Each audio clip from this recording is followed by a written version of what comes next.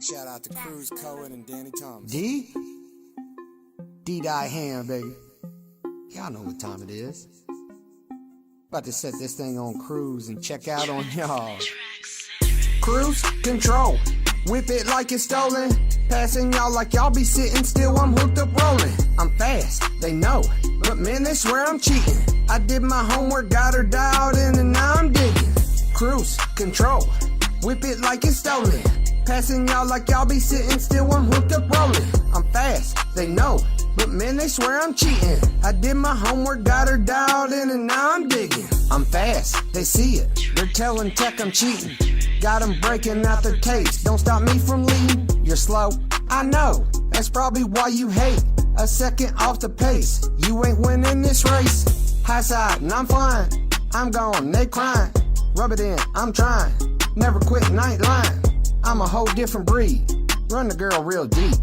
Move you up out the groove. Cause man, I'm trying to keep the lead. The pedal off to the right. See, that's really why I'm fast. Cruise control when I pass. If you need some help, just ask. I'm the coolest guy at your track. How you let me run it like that? Didn't know I got it like that. How you let me beat you like that?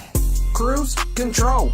Whip it like it's stolen. Passing y'all like y'all be sitting still. I'm hooked up rolling. I'm fast, they know. But man, they swear I'm cheating. I did my homework, got her dialed in, and now I'm digging. Cruise control. Whip it like it's stolen. Passing y'all like y'all be sitting still. I'm hooked up rolling. I'm fast, they know. But man, they swear I'm cheating. I did my homework, got her dialed in, and now I'm digging. Don't break, check me, that flag drops, man, you better go. I've been working my whole life, started in the last row. Feel the pressure heating up, press the throttle speeding up. Boy, you better fire when I fire or I'm passing it. High side of catfishing, running where I wanna run. Gassing up and taking off, checking out, we having fun. Nothing like a rookie, boy, you looking at a seasoned vet. I am just now eating up, you ain't seeing nothing yet. I know they've been watching, they've been wondering how I do it, man. My come up was spectacular after years of losing, man. But now I'm really winning. Kyle Larson, young money grind. You see me where, boy, you best believe it's money time. Cruise control. Whip it like it's stolen. Passing y'all like y'all be sitting still. I'm hooked up rolling. I'm fast, they know. But man, they swear I'm cheating. I did my homework, got her dialed in, and now I'm digging. Cruise control. Whip it like it's stolen. Passing y'all like y'all be sitting still. I'm hooked up rolling. I'm fast, they know. But man, they swear I'm cheating. I did my homework, got her dialed in, and now I'm digging.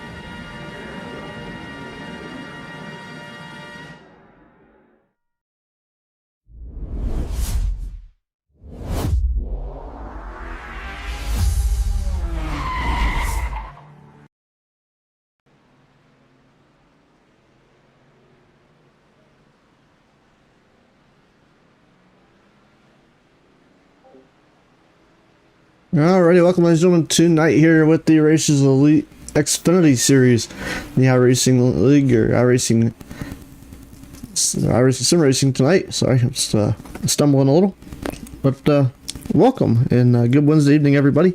Race number 2, the Xfinity Series here, as we get ready to kick things off at the Talladega Super Speedway. We are draft pack racing tonight, 2.5 miles around this track, a little bigger than 2.5 miles.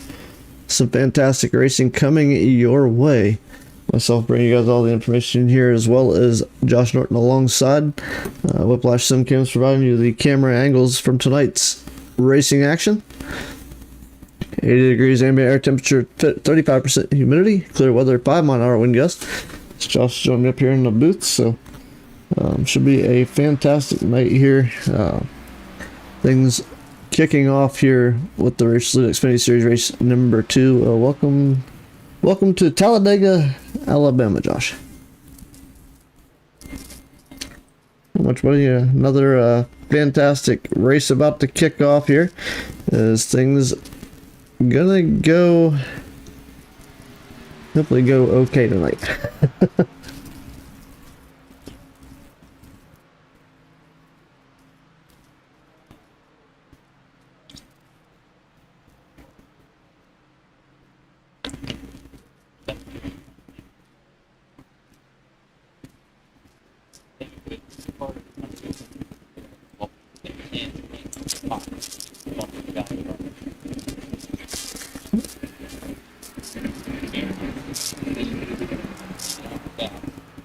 All the way back to the throttle.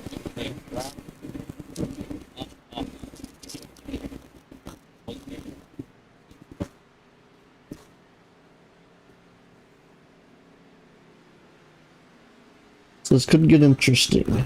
So we're looking at probably what 14 to say probably about 13-14 laps fuel run.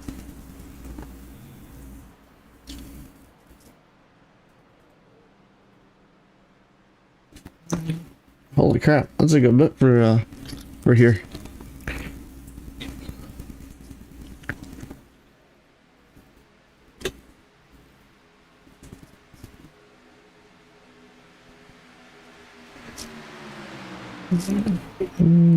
That should be good. Just the stream end. Should be good there.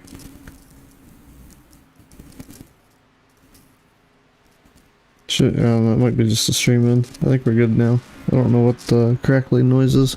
This one microphone does it occasionally, but I don't know if it's doing it now or not. Hopefully we don't have too many audio issues. Yeah, just said the mic wasn't working, but it shows it's good on my end. What I'm hearing is about 35 to 40 laps. 40 laps being kind of like your top absolute maximum. Probably not going to see anyone run it just because it's draft track. You gotta stay with the friends. Gotta stay with somebody. JM4. Yeah, I noticed you usually can't do too much with 2 drivers here. You gotta be packed up and just stay with the group you want to race with. Yeah, definitely. You definitely want to have at least a fair amount of cars.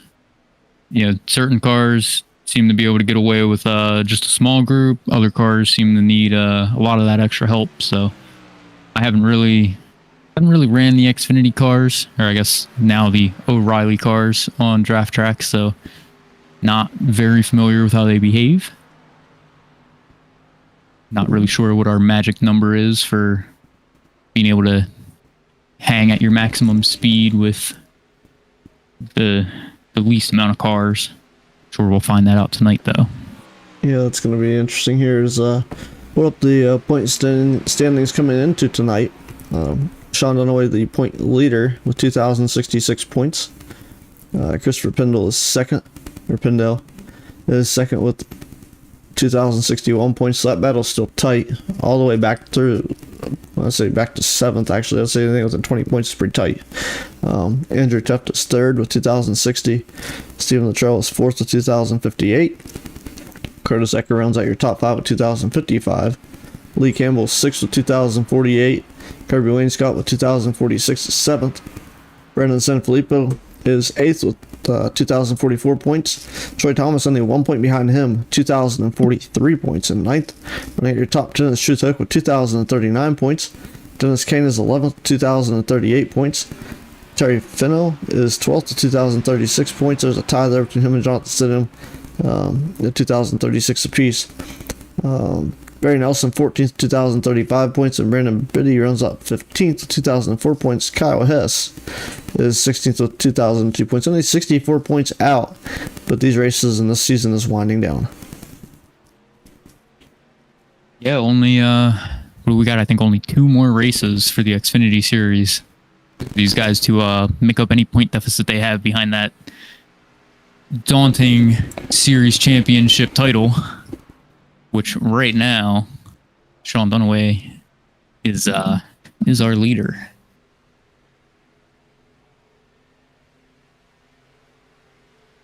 It's going to be interesting here.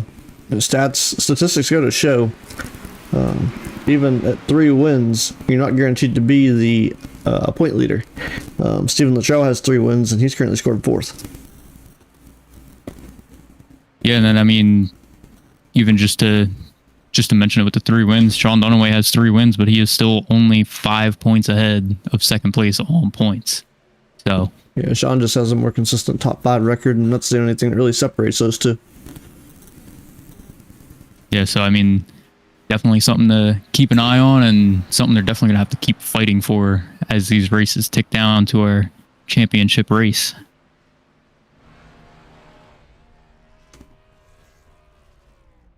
Blackpink. This don't ask me why, but this scheme reminds me of like an old Black & Decker logo. I could kind of see the resemblance with the way the logo's set up on it. Yeah. Who is in the 18? Why do I feel like I don't remember? It's Blake. Blake Biken. Oh yeah, it is Blake. I don't know why I couldn't remember that for the life of me. I guess I don't get to see Blake too often. No. We got a few, but we got a couple we haven't seen. We got the normal: Dennis Kane, Curtis Ecker, Lee Campbell, Russ Martin Jr., Troy Thomas, Terry Fennell, Truth Hoke, Brett Bray, Christopher Pindo, Sean Dunaway, Barry Nelson, John Stidham, Mike Taylor, Andrew Teft, James Foster Sr., Aaron Marquis, and then we got a few we don't usually see, like Blake Viken. I think I missed Lee Campbell in there. He jumped up there earlier, but Ryan Warp is back tonight, as well as we got a Robert Garcia out there, as well as Austin Sale. Yeah, I was gonna say we definitely should see some. Don't remember me, and I brought my K-pop back out. Sorry, Blake. But yeah, we definitely should see some fresh faces for the Xfinity race tonight. There was a call to all of our active series racers to come and fill this field up a little bit, give us some higher numbers out on the track, try to get as close to a full field as we can to make it fun and interesting here at Talladega. Yeah, that mic. I hope that mic input scratch goes away. I'm gonna have to get a different microphone. Boom mic. Listen here, just it seemed to work for a while. What kind of mic is it that you run? This is the Razer Siren 10. Okay. Yeah, I don't know much about the Razers. Only Razer thing I use is a mouse. It's just the way that it's set up, I think. It's very tight as far as where the plug-in for it goes, and where the Gotcha. Where the actual holder comes down to it. Yeah, my auxiliary cable for my microphone on the boom arm is a little awkward sometimes. Sometimes when I bend it or move it a certain way, it kind of like pops that auxiliary cord out a little bit.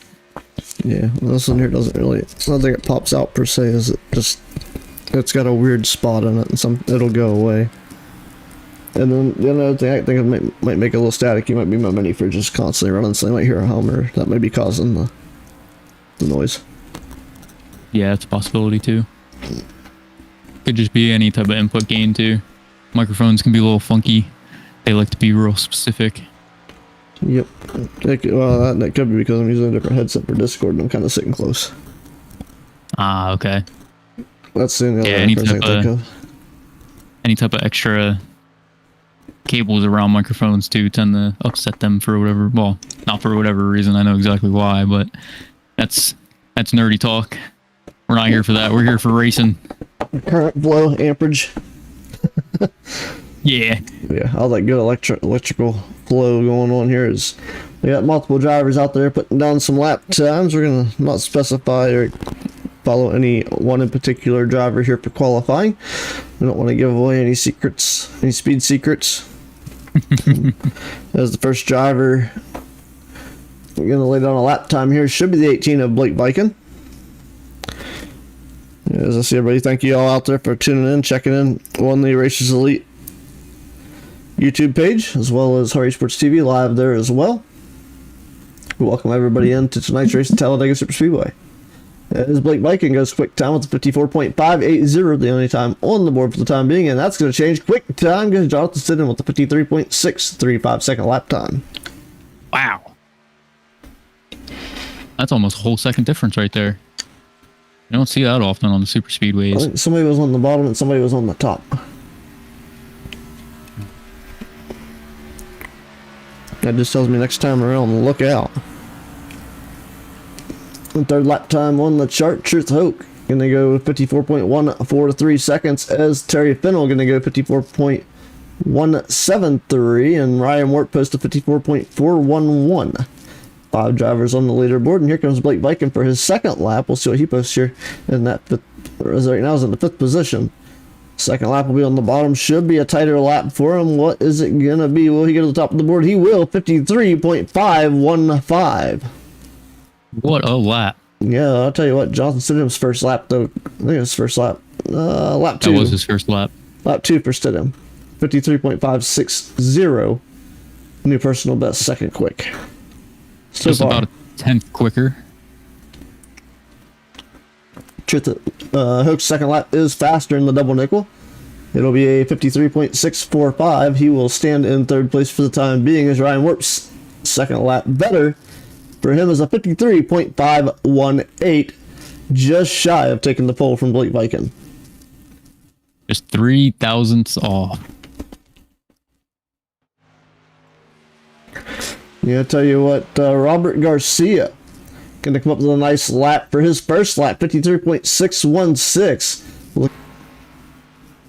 Yeah, I know some of the some of the most important things when you're qualifying here by yourself on these super speedways. You got to keep that car as straight as possible. You cannot afford to bleed any speed. No, not at all. Yeah, keep it straight and keep it on the bottom.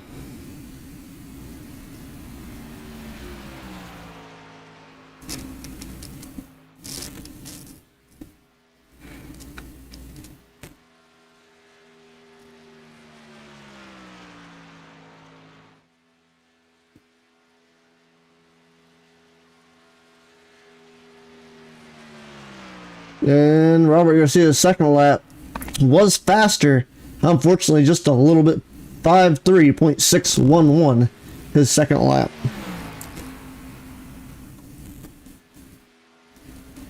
Andrew Teff's about to set his first lap in the 98 Racers Elite Ford Mustang.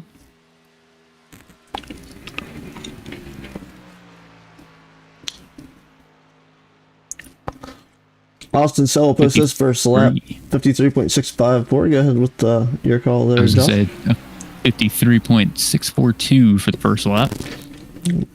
For Andrew, Mike Taylor posts his first lap as a 53.690.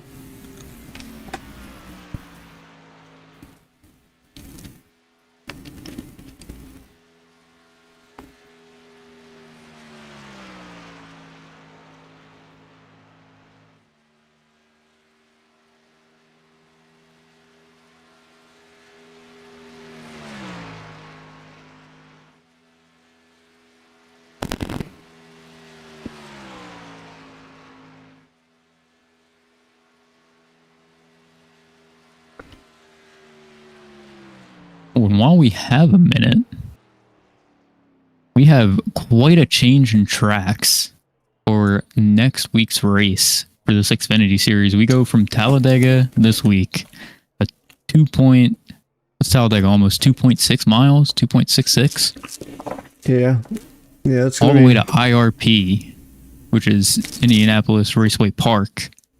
And I believe that's only about a half mile, if not shorter. Yeah, it's quite a mix-up on the schedule this coming week.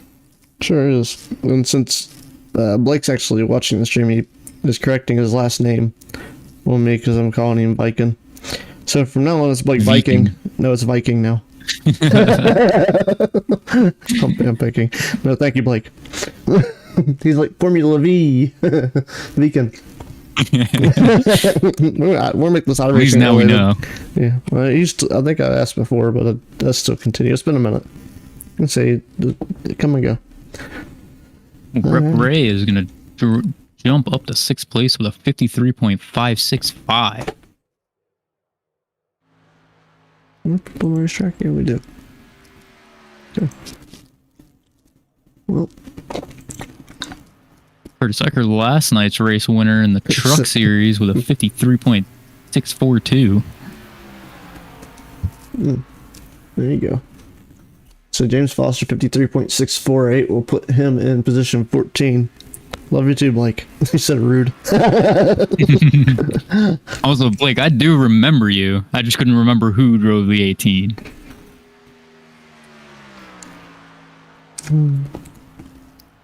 Just want to point that out. Well, we got a list here. Curtis Ecker, 53.642 on lap 1. 13th. They'll look to make a second lap better. Richard Ode goes 54.487. That is 16th currently. Lee Campbell goes 53.574. And Ecker jumps to 8th with a 53.580 is Campbell going to be 7th quick on the board currently. Here comes Richard Oden, 78. This time by. He said he was probably in the 51 then. That sounds about right. Oh, okay. Yep. Richard that Oden, makes 53.596, and he will move to 10th. And Lee Campbell, second lap slower for Lee, 53.613. So he diversed his line a little bit. Yeah, it's very easy to do on these super speedways to be off from either your first or second lap by only a hundredth or a couple thousandths of a second. Yeah, just one little twitch or one minor difference in how you enter or exit one of them corners. Sometimes just touching the apron just a tiny bit. Yeah, Brendan Sanfilippo going to post a 54.825 his first lap. And he's going to try to get the second lap in before the qualifying session comes to an end.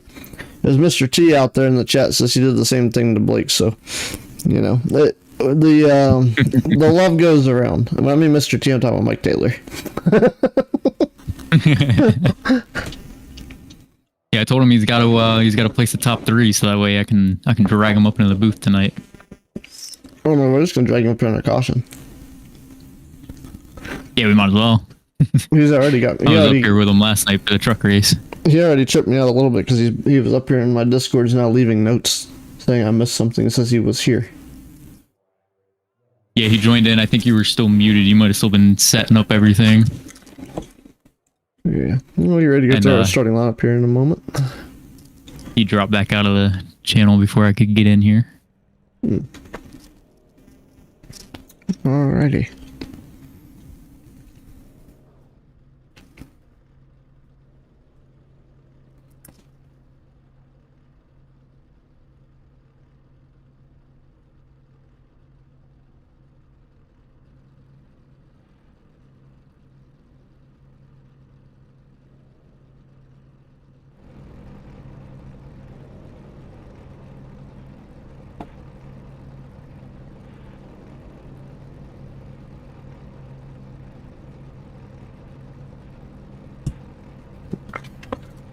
Alrighty, starting inside the front row is going to be the 36 Austin Sellers. Outside, it'll be Blake Beacon in the 18.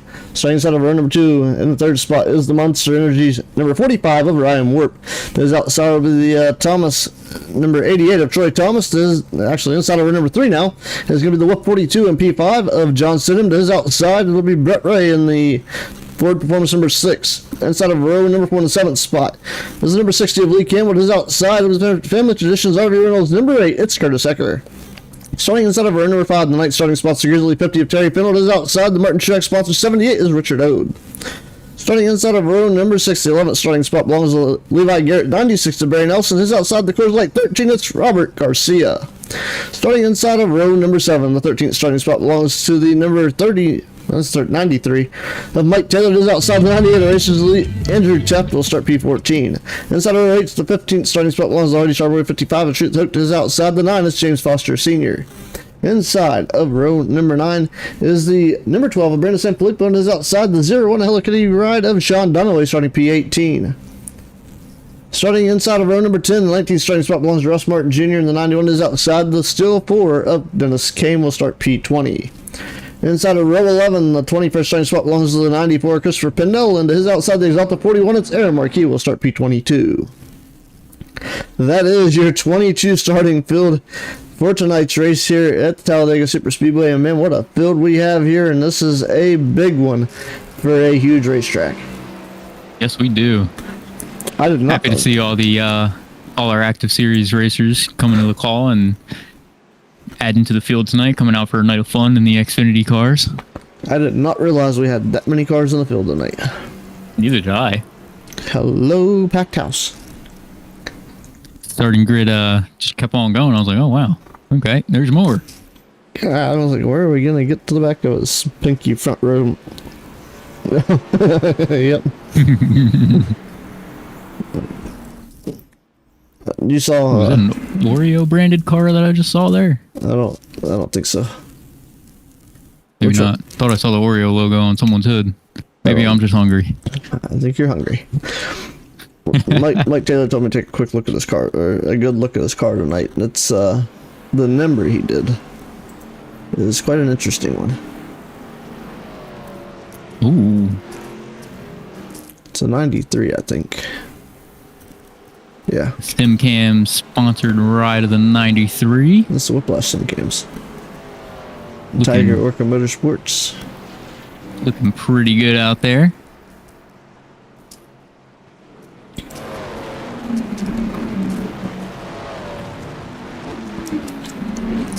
Yep, Austin Sell and Blake Beacon going to lead us down. And the iRacing.com official pace car going to try to find its way to pit road, and hopefully with 22 cars we can go green flag for quite some time here once we get kicked off. Yeah, I mean, you definitely always hope for a green race, but judging by the way I heard how loose these things can be, wouldn't be surprised to see a couple slip-ups here and there. Well, it's going to be a Speedways battle for can be real tough. estate. As the green flag's out and away, the field goes. And we are going to get this race underway here. And the vertical board is down. Y'all can check your driver positions throughout the course of the event here. As we will show all 22 positions. Actually, I won't show all 22. We'll show 15. So we will cycle the remaining seven positions. Yeah, remaining 7 positions at the bottom of the screen. Yeah, the bottom line all got together pretty well there off the jump. They're going to shoot out to a pretty good lead away from our top line. Wouldn't be surprised to see them get pretty settled after, a couple of laps get going. We were talking notes earlier, but one thing we didn't have on our bingo card was Sean Dunaway. Starting way back in the back of this field, that may be good, it could be bad. Something breaks up the middle and it could cost him the race. Yeah, I don't think Dunaway went and put a time down. I don't think so. I think he was one of a handful that opted for just kind of starting where iRacing puts him. Yeah, I would at least elect the pill draw. That's one of those things where I think even at this point, I know Andrew's letting a couple of guys kind of come in that kind of ain't been really around to help fill the field out, and some of these other guys somebody to race with. But what if we lined up by championship points? Yeah, that would be pretty interesting. Didn't NASCAR just do that this past weekend due to the qualifying rain out? Yeah, that's usually how they handle that stuff. And just a note for the viewers out there, you're going to see a lot of fast laps get posted here in the... Ooh. That's right, and warp. Yeah, it looked like he got a little bit of a bump there at a bad time for him. Good save, but this shot right down in the apron. There's a lot of dicey stuff going on right now. Everybody is really shuffling for position tonight. No kidding. Things just a little wild there. Maybe I amped these guys up a little too much in chat earlier today. I told them to put on a good show.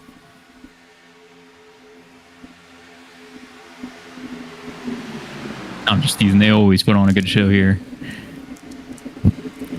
It's usually a good show. Ain't nothing to hang a hat on, Never is. Not around here. No, we got a Let's Go Ryan Warp in the chat. Definitely trying to make it happen. Back in the 21st position right now. Trying to get caught. Top line starting to get moving there. Looks like Blake and Ecker are gonna clear the bottom row and get down there.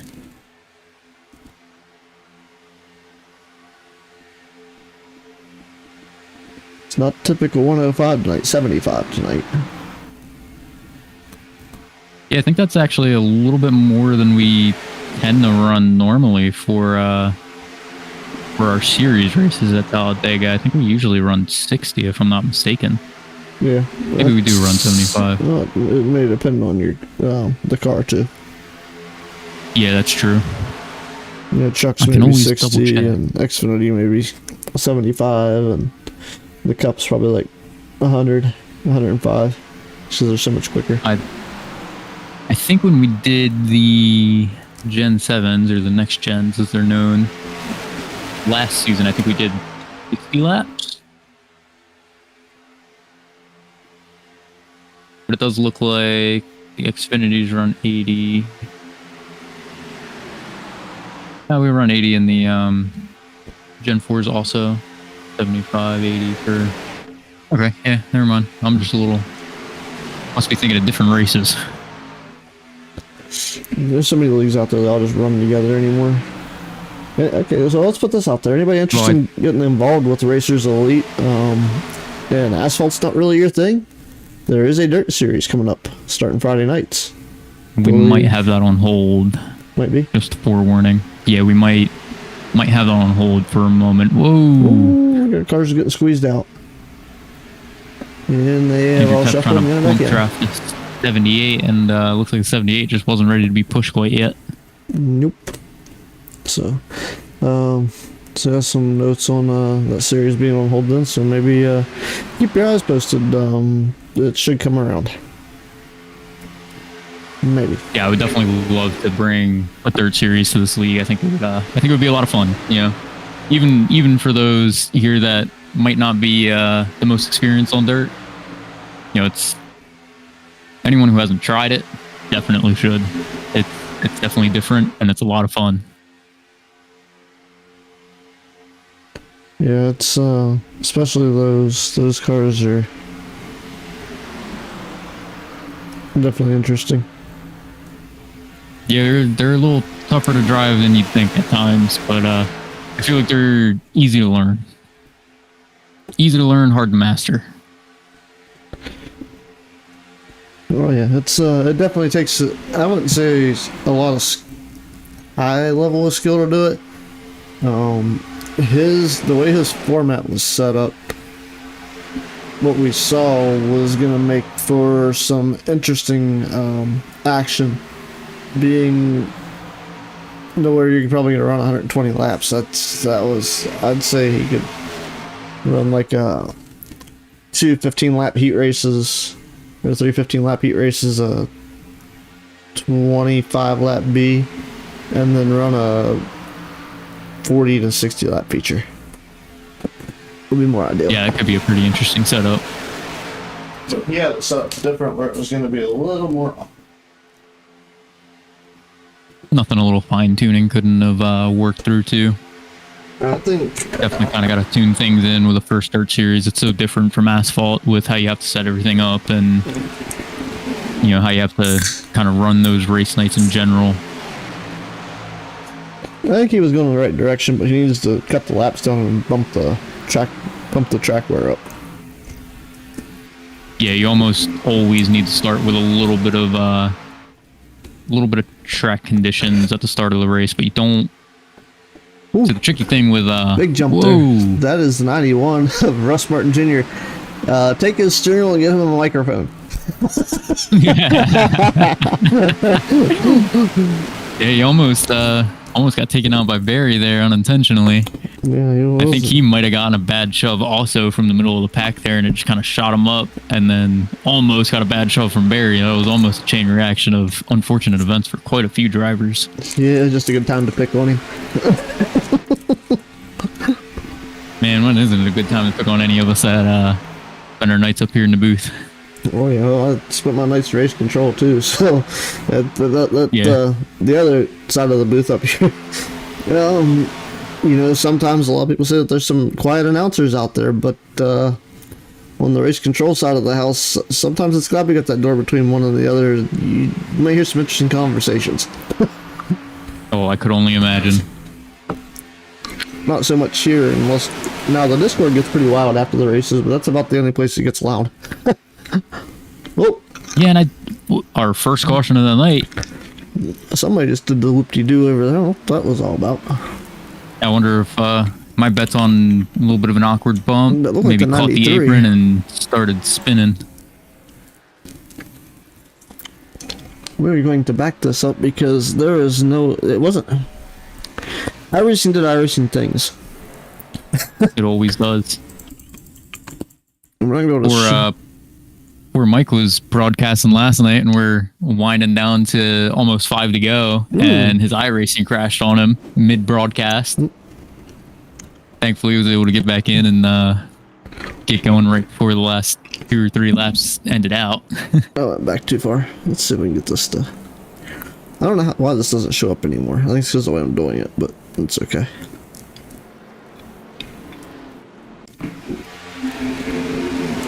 So Mike Taylor going along here in the 93, top of your screen, gets loose. Yep, you got a little loose. And Ryan tried to stay out of it and couldn't quite do it, and iRacing through the yellow because he was too sideways. Contact was made. He drugged the brakes, got it wound back up, but he's going to need 4 new tires. He's going to take that thing into the shoe store, get 4 brand new shoes, and bring it right back out here. Maybe even a fast repair. Looked like he might have been pulling a little bit to the right there. Maybe not a fast repair, but definitely some he's gonna get some damage fixed. repairs on it at the least. He'll probably wait this one out. I don't think he made contact too hard with anybody, but Ryan worked no wall contact, so he should be able to get that together back up. Yeah, he should definitely be okay. I wouldn't be surprised to see him change his fire suit after that one too. That was quite a ride.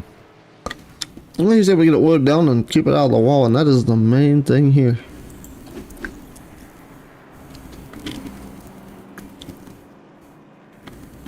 Sometimes it's not the contact that causes the need for a new fire suit, but the anticipation up to the contact you think's happening. Yeah, he might be a little more excited. He's probably like, man, I can't believe I hung on to that. We'll let him get his focus and concentrate here. I was gonna give him some crap. It must be that new number he put on there. He's got the car scared. Yeah, sometimes that brand new paint scheme is a blessing or a curse. You either do really, really well when you put a brand new paint scheme on, or you get some bad luck. Hopefully, in Mike's case, it's just a little bad luck in the beginning. Looks like a lot of splash and goes, maybe? Yeah, I definitely wouldn't be surprised to see most people only take fuel. Yeah, I'd say for Mike, though, he's probably going to want get that damage fixed and probably get 4 fresh tires on there, seeing how it looked like he really had those things heated up there in the corner. And yeah, them hot tires, they definitely don't like any type of aggressive driving. I was only joking a little bit, but Russ Martin Jr. is not in this race anymore. I know he was... Oh, you know what I think it is? I think he had some other obligations tonight. So he was coming around for the first little bit, coming to hang out, get some racing in, and then I believe he had somewhere to be. He is making that his place of business and has made his way out. Is now biggest mover right now is the 13 of Robert Garcia. Started 12th, currently your race leader after that round of pit stops. Did he pit? I thought everybody came in, but I could be wrong. He is the exception to the rule of everybody pitted. All right. Opted to stay out and try to start right up there at the front of the pack. All right, so we're breaking up the deck of cards.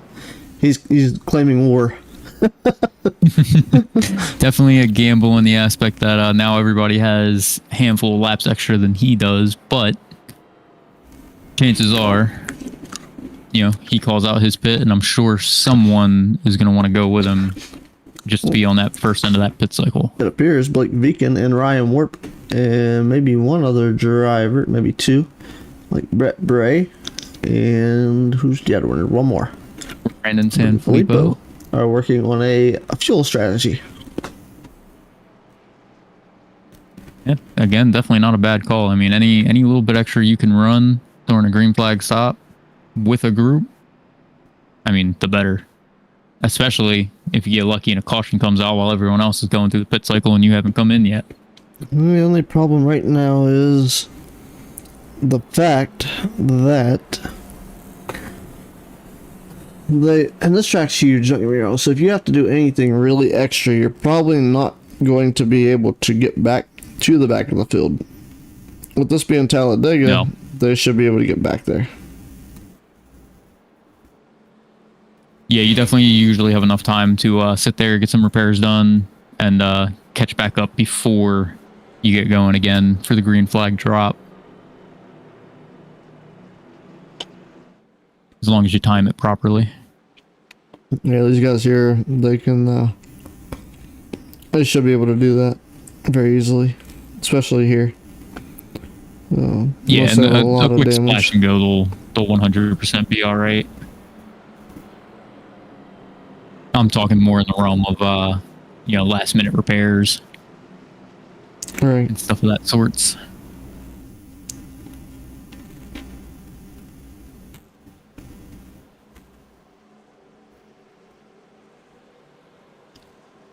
So this time around, it'll be Robert Garcia and Austin Sill.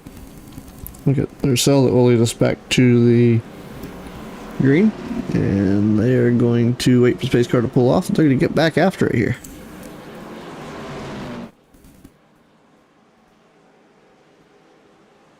And there goes the iRacing pace car.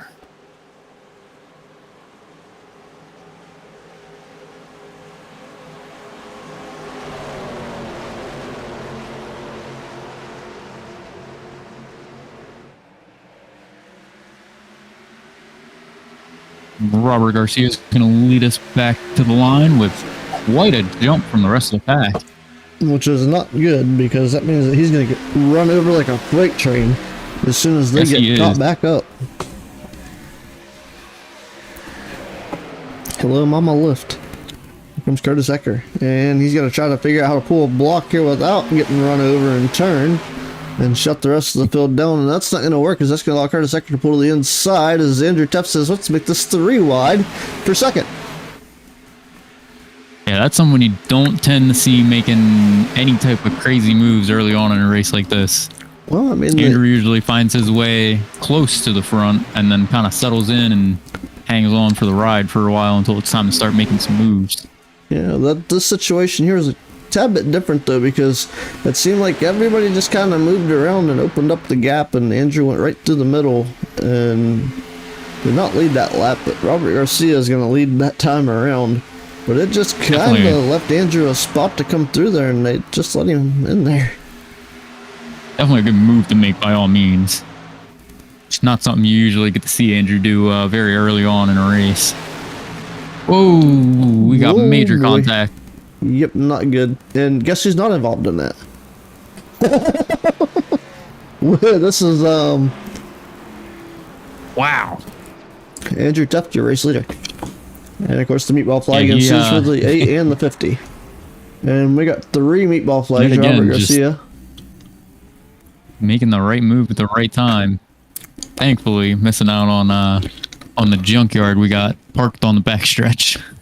Yeah, somebody, It looked like Ecker went to give Garcia a push, and Garcia was still kind of moving left or right, and it just upset him a little too much and set him. Yep. Yeah, looks like you got a little help to the left. Yeah, it looks like he kind of ducked down a little further than Curtis anticipated, and unfortunately, when he came back up, Curtis's bumper was already there. Somebody was on cruise control coming through that thing. Yeah, they were. Let's grab another camera angle here, a little closer to the action. And right there, just turning up the racetrack into the 36, and they all get down through here. Here's the 12 of San Felipe with cruising through here.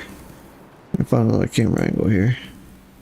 Oh, we got our current points leader of Sean Dunaway also involved in this. It looks like he mostly just kind of slid down the track. Doesn't look like he had a whole lot of contact with anything, thankfully. Yeah, there's a lot of good cars involved in this.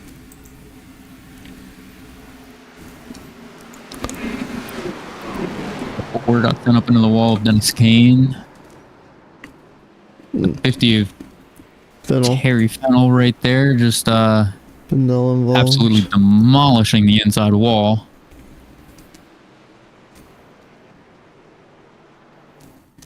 Seen the Ford Dennis Kane driving away with damage. Yeah, he smacked the outside wall when everything happened, and I guess I would imagine he spun a little bit. It's a little hard to tell. Couldn't quite see his car the whole time. Let's go back. Let's Gary's see. Catch a tow back to pit road.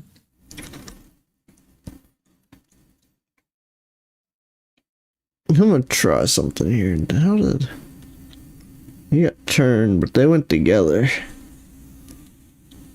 Who's the green car back there? I think I saw right there how they got turned. It's the 45 of Ryan Warp. I'm gonna do something a little interesting here. You taking on board with You got Ryan it. here? From all the way in the back That's of my this. favorite part.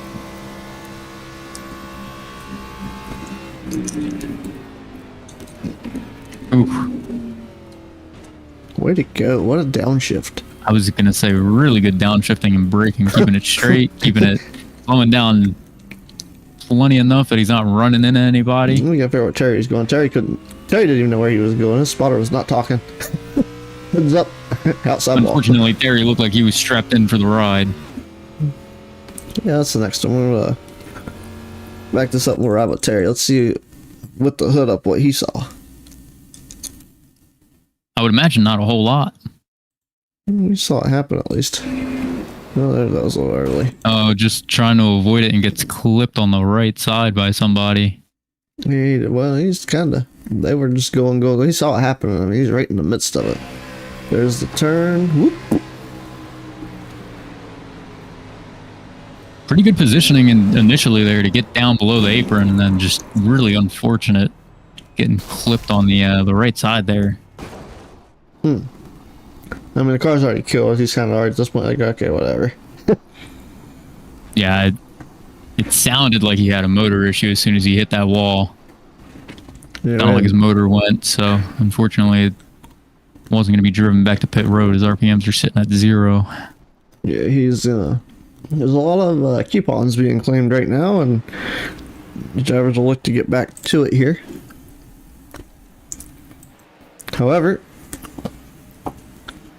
break out the bubble wrap. Yeah, definitely not ideal to have to use your fast repair this early, but also not ideal to go 2 or 3 laps down and trying to fix damage that you otherwise could have fixed and stayed in the race. Unfortunately, from what I can tell so far, we've still only lost Russ Martin Jr.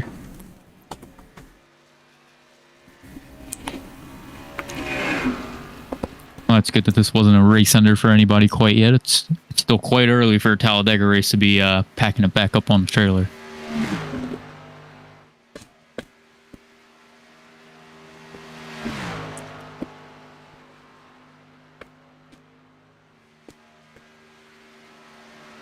So far, it looks like Robert Garcia and Terry Fennell have both gone a lap down, maybe opting to fix the damage. Well, I think Terry went a lap down due to having the tow. Not sure if Garcia is going down a lap by opting to fix or if he also had the tow. Yeah, he probably had the tow, but More than likely, there's quite a few of them cars that took quite a hit. yeah, they definitely hit a lot harder than they wanted to. Yeah, that wall comes up fast when you're doing almost 200 miles an hour. Don't remind me. As we got the one green signal, drivers working their way down the back straightaway, getting caught up here. As now it's Andrew Teft and Aaron Marquis that will lead us back to the green flag.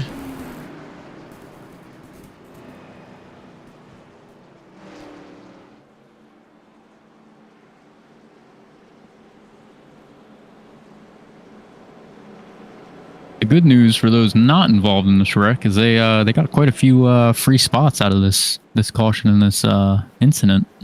It sure did. Not that you ever want to really gain your spots just because people are wrecking, but it's always nice when you get to move up a little bit early on in a race. Well, you'll take them any way that you can get them, but Exactly.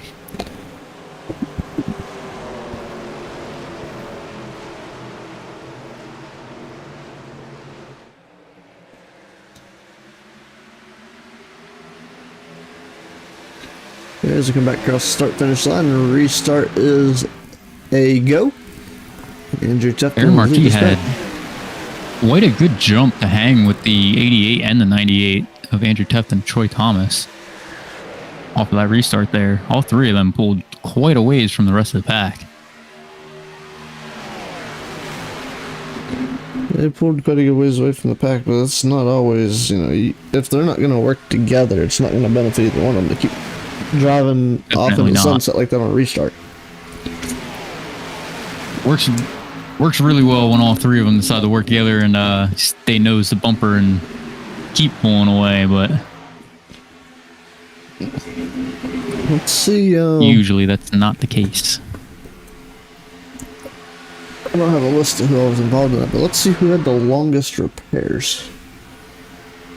My money in that aspect is Lee Campbell. Oh, looks like it's going to be Robert Garcia. Looks like Lee I used his wasn't fast accounting repair. for the tow and the... Oh, yeah, he did. I thought I saw him still sitting on pit road down to the one to go. That's why I was betting on that. Yeah, some of those drivers get Sean Dunaway snuck away with 51 seconds of damage there. So, not bad, but they get a watch now because, it looks like he may have actually got his repairs fixed that way. Brandon Sanfilippo locked out with 14 seconds. Sean Dunaway looked like he mostly needed new tires and maybe a fender or two just popped out. Him and Barry just kind of got stuck together and slid a little bit. See what they do. Nope. Yeah, this is repairs. Couple drivers, 4 tires, two tires for James Foster. So, a little bit of strategy going on in the pits. Yeah, quite a few different strategies too. Yeah, we got would you expect anything else? 22 drivers or 21 drivers on the racetrack? I suppose not. What a bingo card.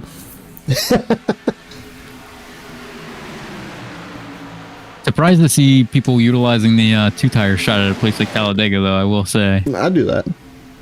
Do you? It's a common pool. I do, yeah. I mean, you got to be in there for fuel anyways. You're going to be in about 9 seconds. It's 2 tires. Just pick a side and go. Yeah, I guess if it's been quite a while since you've last been in the pits, it couldn't hurt. Yeah, it could be just that little bit of an edge you need. This is true. I mean, unless you got it down to a T, you need like 3 gallons of fuel to finish the race. So by that point, you're probably about done. And yeah, that's way too much computing power for me. That's for sure. I'm too focused on the race itself to be sitting there doing math about my fuel. Most math you're getting out of me while I'm in the car is going to be like, all right, well, it's lap 75 out of a 100-lap race. I need 26 laps of fuel to make sure I finish this at a minimum.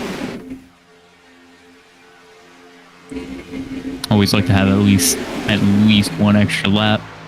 I don't like cutting it too close in case we get a green-white-checkered. Yeah, that's a big thing too. You know, green-white-checkered shows up and you're sitting there you're wondering, oh man, I don't think I have enough fuel to do this at all, and so just now you got to start from the back door in a green-white-checkered and hope you can make some kind of miracle happen.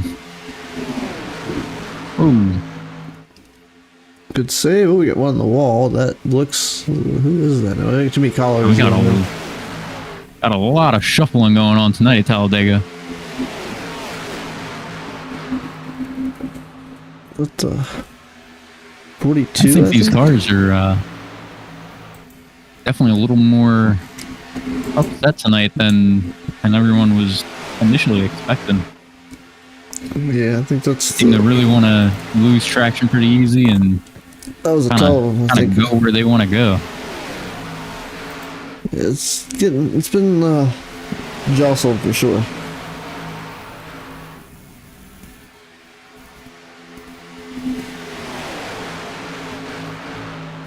Not often that this early in a Racers Elite super speedway race that you see these lines so broken up from each other this early on.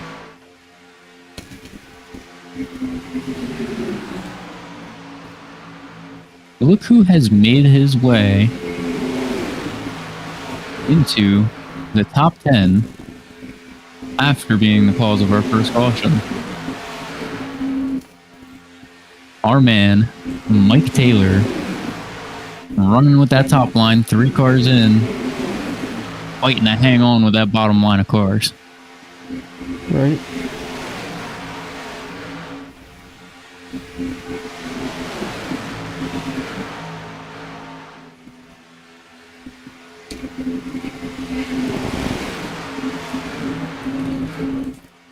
So we got some big movers in the field too. Let's talk about a couple of those here. Aaron Marquis up 18 spots, currently in the 4th position. Wow. I mean, yeah, pit stops play a role in things, but I mean, we're 24 laps into this thing now, so. Yeah, between pit stops and a handful of wrecks we had, you're one of the few that's managed to stay clean this far in, so far in.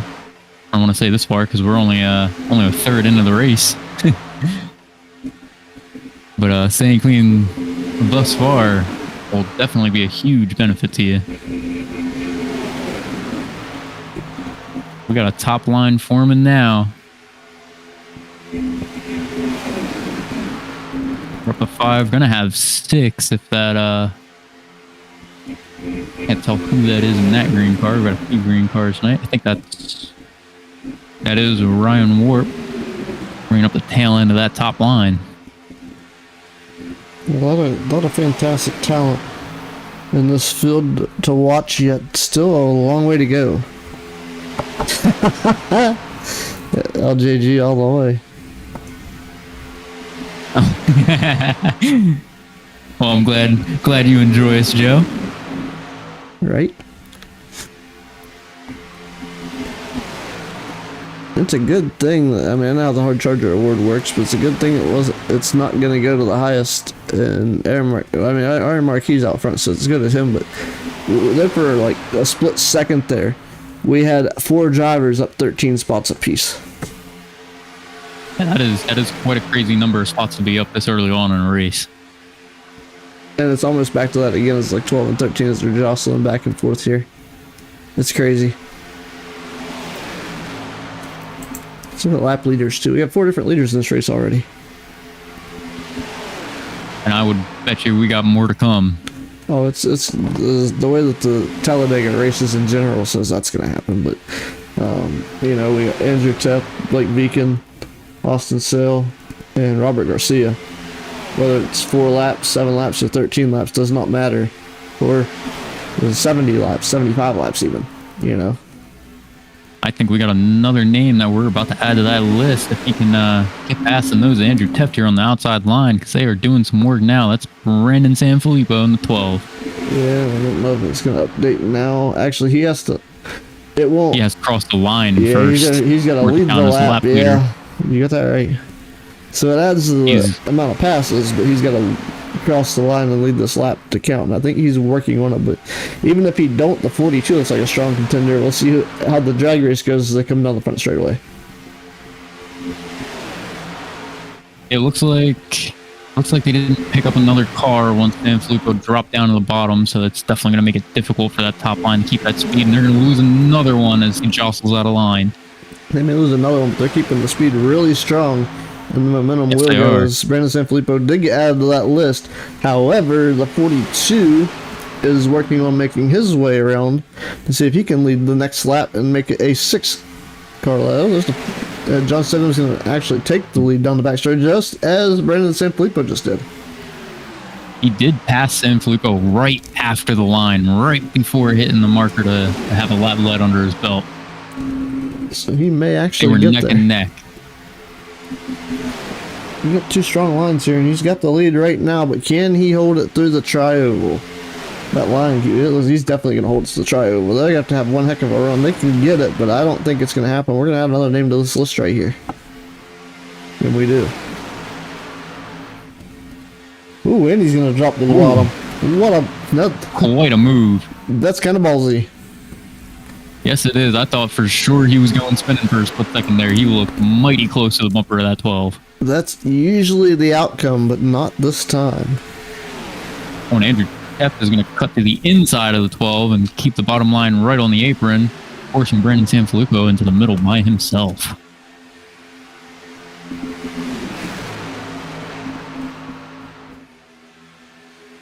Looks like the 93 Mike Taylor's going to drop down there and try to give him a little bit of a draft, maybe try to get something moving on that middle line. Got a couple more of the drivers from top line dropping down.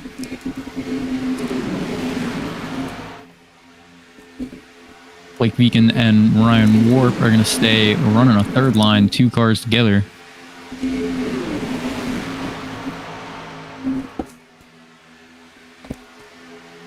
Yeah, got some drivers 3 wide back in the field now, back around, I'll say, Sanfilippo dropping back now. A couple drivers on top be the reason for it, and I believe Beacon may have been one of those as some of the drivers have fallen back far enough. They're going to try to tie back into the lane here and mix and mingle right in front of James Foster. Goes Sanfilippo. That'll work for the time being.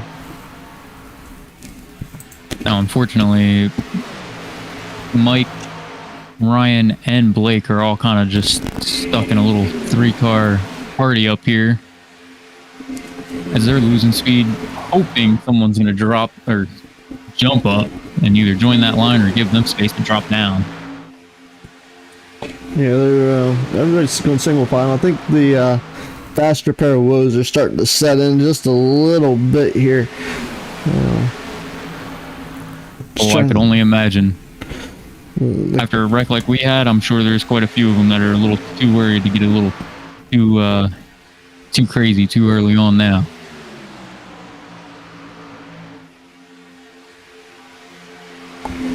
Brandon Sanfilippo is going to jump back up to that top line, along with a couple of other cars. It looks like they're going to try to bring that momentum back. They might work their way up through the top side of the racetrack. We'll make it a race here once again. See how that run's going for him. I expect things to only start heating up a little more and more now as we actually have crossed over our halfway point is in just a couple more laps. Yeah, we had lap on 32 with 43 remaining. So about 11, about 7 laps out, roughly. I was going to say, just shy of 40 is going to put us at our halfway mark. Yeah. Once we hit that, we should see things start heating up a little more lap after lap. The others that are a little further back going to be wanting to kind of get things rolling in the right direction, as they're, and the others trying to hang on to what they've got going.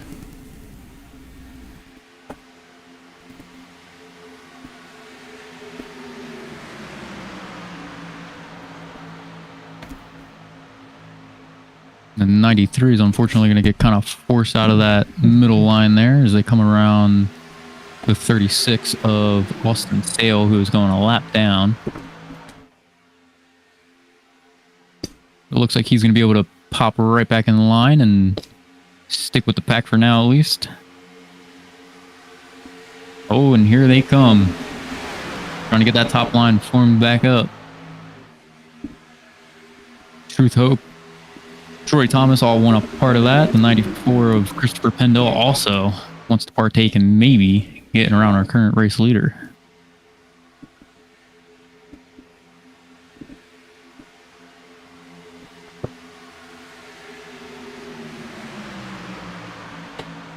Yeah, John Stidham hanging on there. Andrew Tupp trying to draw up a run as he pulls the back of the 42. Troy Thomas getting a push from the 55 at Truth Hope.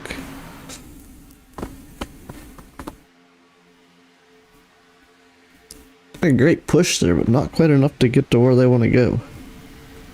No, but it did line Troy up. Whoa, getting a little squirrely there. That's how that Maybe last wasn't thing quite happened. ready for that push. Did get him door to door with Andrew Teff though.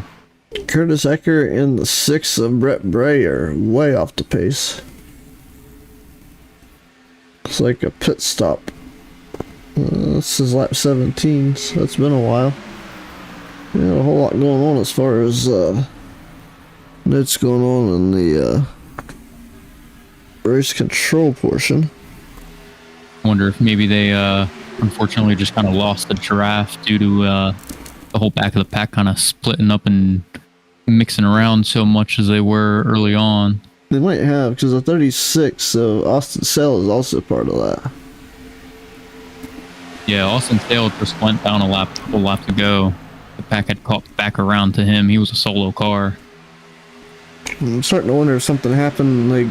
He got turned and the other two lost the draft, or something we happened to miss by chance. Definitely a possibility. I'm gonna take There's been so much going on with this race already.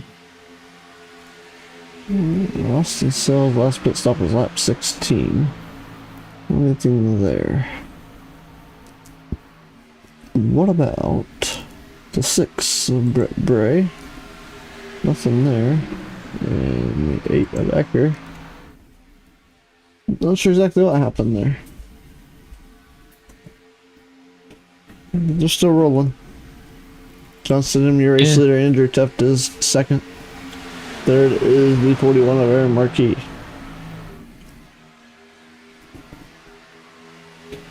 Yeah, I keep seeing Troy and Truth there. They're really pushing, trying to get that top line moving to do something about these leaders, but it seems like Troy keeps getting a little loose. Not sure if maybe his car isn't liking the bump drafting that Truth is giving him tonight. Must not have been. I know these Xfinity cars can be a little tricky at times with bump drafting, so I've heard, so I can only imagine that makes it all the more difficult to pull off the runs you really want to get going. Oh, we got some people banging doors in the back of the pack there. You know what they say, rubbing's racing. Just don't ever do it.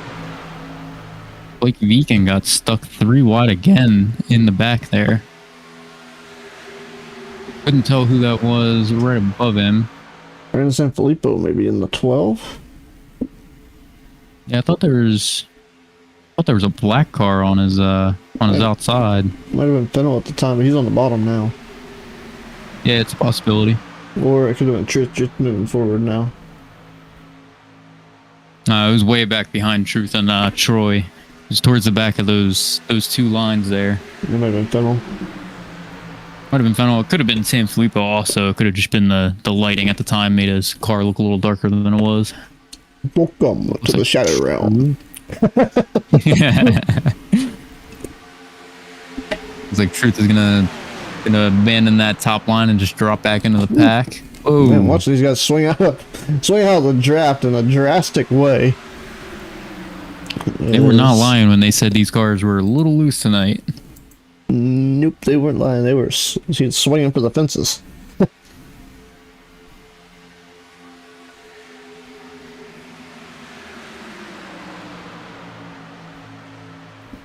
It's crazy how fast they get all jumbled up, and then they are getting right back in line. You know, not too many people have lost the draft, thankfully.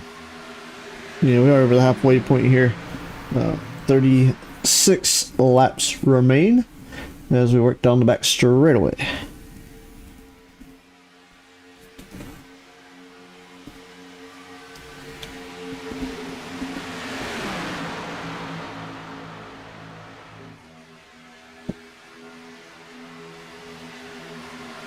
There's 3 misfits right there, all linked back up. Oh, there's 4 or 5 of them. They got the whole crew together right there in the middle of the pack now. That spells T-R-O-U-B-L-E. Woof.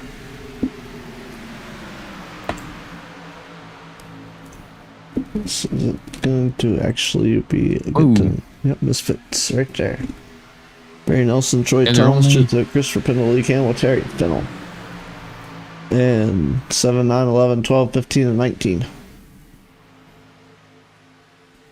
And the only reason that you see a gap of position, even though they're working together, is because the outside lanes got them broke up.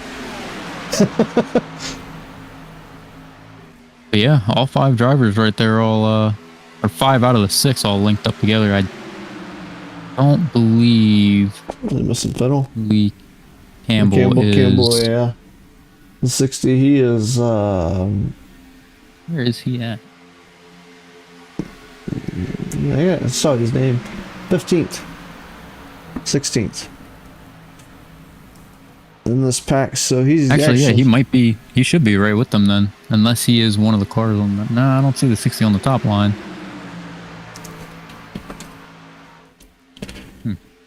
He's right around there somewhere, and I cannot spot his car for the life of me.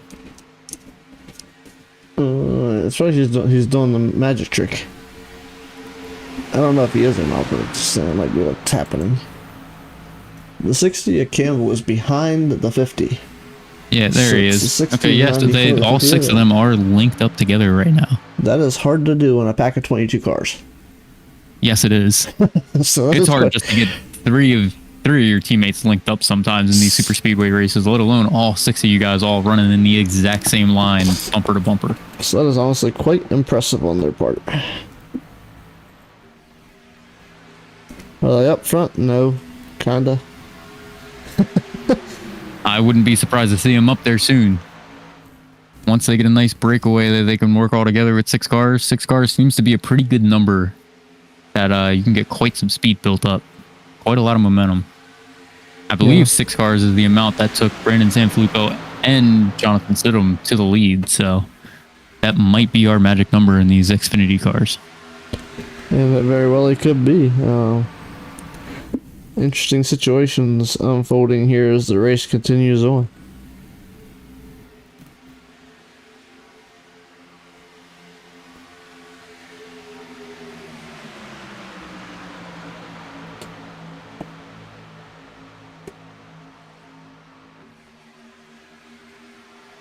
Yeah, these cars really look like they just want to kick out so bad coming into the entry of these corners.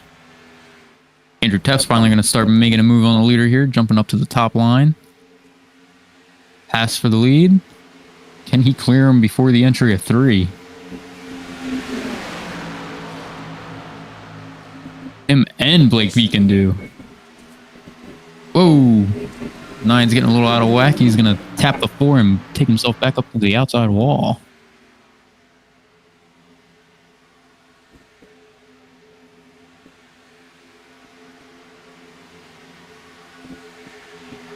Jonathan Stidham looked like he thought about going with the top line there for a minute, but probably saw that contact in his rear view and opted to hang on to his third place spot for the time being. Yeah, that's definitely probably a good move at the time. We're going, let's see, where's Mr. Mike Taylor? He's in the 9th spot right now.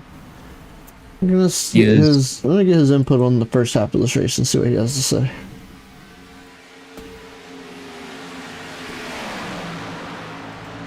What's up, Mr. Mike? Yeah, you doing, buddy? Hey, how you doing? Pretty good. What's your input so far on the way this race is going for the first half? Oh man, this race is absolutely chaotic. Even though we're just double file, these cars are getting pretty loose in the corners, believe it or not. And man, it's hard to bump because I don't know about anybody else, but I keep getting sideways when they bump me down the straight. So I'm kind of scared to bump draft a little people. Oh, Mikey in the cockpit cam right now saying it's a little looser than a dolphin at SeaWorld. Yeah. I'll tell you what, man. We definitely believe you because we were just talking about it a couple minutes ago, how these cars look like they just want to kick out the second you enter those turns. Oh, yeah. Ryan, I believe he was right in front of me, and he kind of got loose, shot up the track a little bit, and I mean, that's what happened to me on the first caution. I was just, doing my thing. Next thing I know, I'm sideways. Yeah, it looked like that car kind of just decided it was gonna kick out, and it was time to give you the old Doc Hudson treatment and turn left to go right. Oh turn yeah, right to go left. Yeah, for sure. And Ryan tried to save me there, but I got too much damage on my right front tire, so I had to come down pit road a second time there to go ahead and use up my fast repair. And well, now I'm just holding on for dear life till the end of this race and pray I don't get caught up in anything else. Well, hopefully it continues to go clean and the car doesn't get too loose for you, and maybe we'll talk to you here soon. Yeah. All right, good luck, buddy. Send Mike back down to the Adrenaline Racing channel where he was hanging out at, and tell you, nice chat GPT number on the 93 car.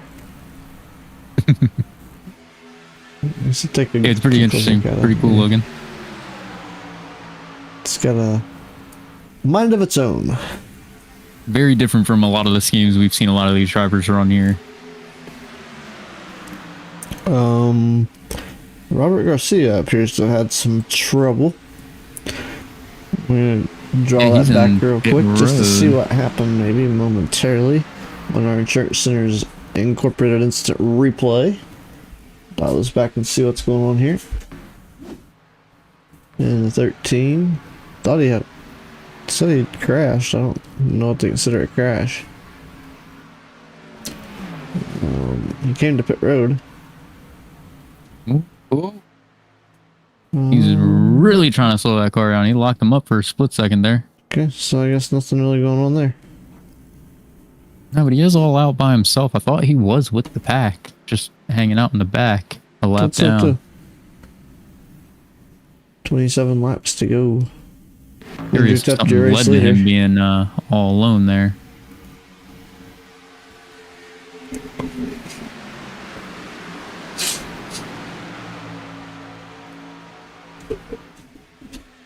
I'll be expecting to see some pretty interesting moves by that 01 of Sean Dunaway here somewhat soon, because he's got a championship to defend right now.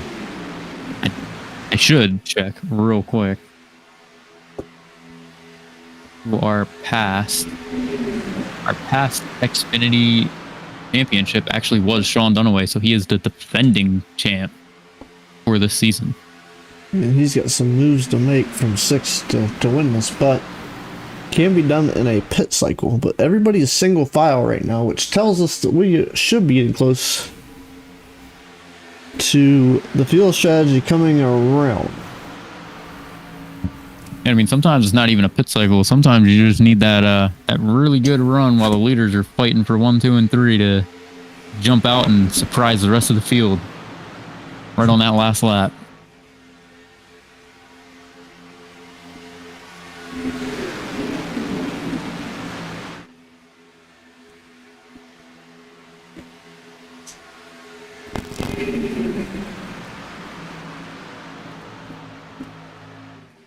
Majority of these Talladega and Daytona races, the winner is almost never the car that takes the white flag in the lead. It happens a good bit, but I'm not going to say that it won't be the one. Almost never might be an exaggeration, but quite often, I'll say. The lead changes on that final lap, usually in the tri-oval. It's either the one that takes the white flag wins, or somebody behind them will win, because it's either second on back that's taken out, or the leader and somebody in second, third, or fourth takes out everybody, and from there it's just luck of the draw. Yeah, it definitely happens quite often at these super speedways, even in iRacing. I always get scared when I'm leading at any super speedway, which in of itself is not super often. But I definitely don't like being that front runner car. Hardly ever.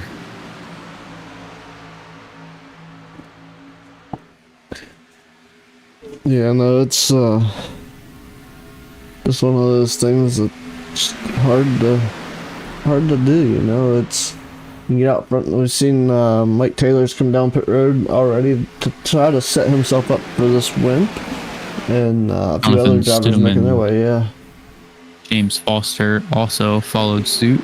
Unfortunately, James Foster too fast in the pit road. Oh, so it's gonna cost him some time. It's always the first or the last pit stop. I was just saying that with Mike last night.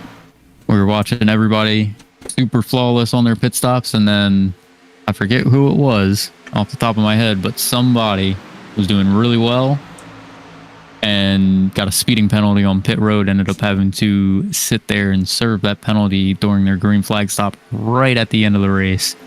Here comes a majority of the field. Leader +4. Yeah, good pack. Looked like a couple more of them pulled out originally. I think a couple thought about it, decided not quite yet. Let's keep an eye on it though, because when this happens, things get interesting. What'll happen? Shakes it up, especially if we get no caution. The biggest thing, and that's what I was about to bring up right now, is when that caution happens. This next group becomes everybody here in this pack will come to pit road together, if not almost everybody. And when they do so, this is when the issue happens. Your main leaders are on pit road. They got those 5 drivers made it down there nice and easy. And here comes everybody else. And this is where the 12 is not going to make the cone. It was like, wow, way to shake it up. That was a nice save coming to pit road. And this is what I was talking about. And fortunately, from what I can see so far, we'll wait for it. Everybody was able to get loaded up. No penalties, so good on them. That's a lot of cars and a lot of monotony for no penalty. So kudos to those drivers. It is not easy to hit pit road without some type of mess up or incident when you got that many cars all coming in together. And your race leader right now is still Blake Beacon in the 18. And he may continue to be your race leader for the time being. Field is coming, but not quite fast enough, I don't think. Looks like Richard Ode is gonna pop up and maybe meet them right at the exit cone. Steal the lead, and hopefully they're going fast enough that they can all kind of... Oh, not quite. Austin Sell and Brett Bray to pit road. As Bray is coming to his box, Austin Sell is leaving. No penalty there. That stop looks good. 21 laps to go. I believe everybody may have come in so far. I believe they did, and it looks like the entire field is pretty much going to merge right back together. That initial group of cars that just pit are already mixed into the top 10. What a good stop for them. Is Blake Viking going to hang on to the race lead? That is almost unheard of. Yeah, that is a tall order to hang on to the race lead while pitting.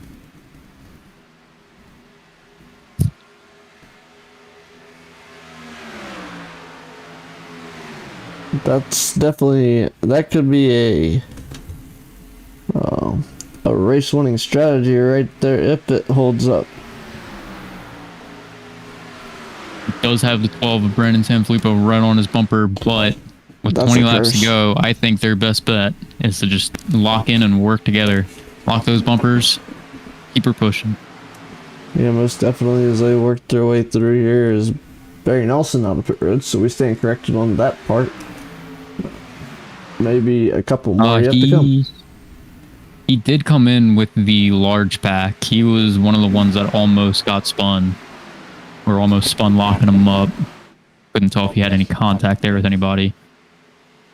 So, not too sure why he's coming back down, unless he may have given himself an unsafe exit or a speeding after his after going into his pit box on his way out. Wondering if his last stop did not allow him enough fuel to the end. That is also a possibility. That's in penalties. Yeah, 'cause that was a quick pit, so yeah, no penalties for Nelson. That last stop was, it's like he entered. Didn't really he came in a lap 54. He was there for 9 seconds. Something went awry on the 96 car in that pit stop. yeah, that's definitely unfortunate. It's the last thing you want to happen when you're pitting, especially with a group. To have to abandon that group and go out on your own to pit yet again and lose more time.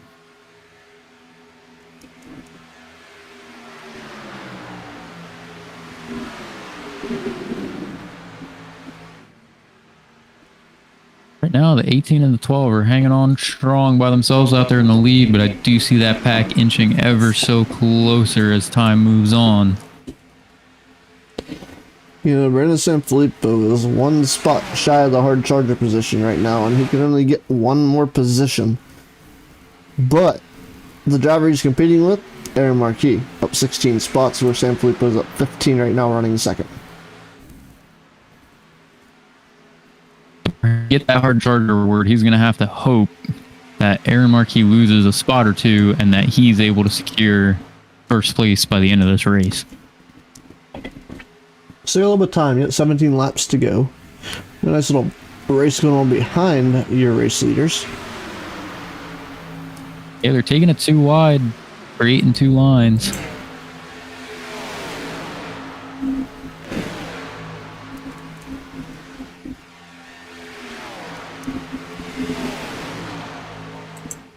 Pretty impressive that just those two cars by themselves have managed to, not really lose a whole lot of time to the cars behind them. Well, the guys behind them are just Pack not starting is to get things figured faster. out. Yeah, it will be faster.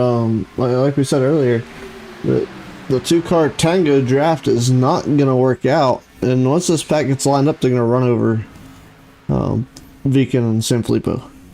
Unless... Oh, not if they can't keep themselves together.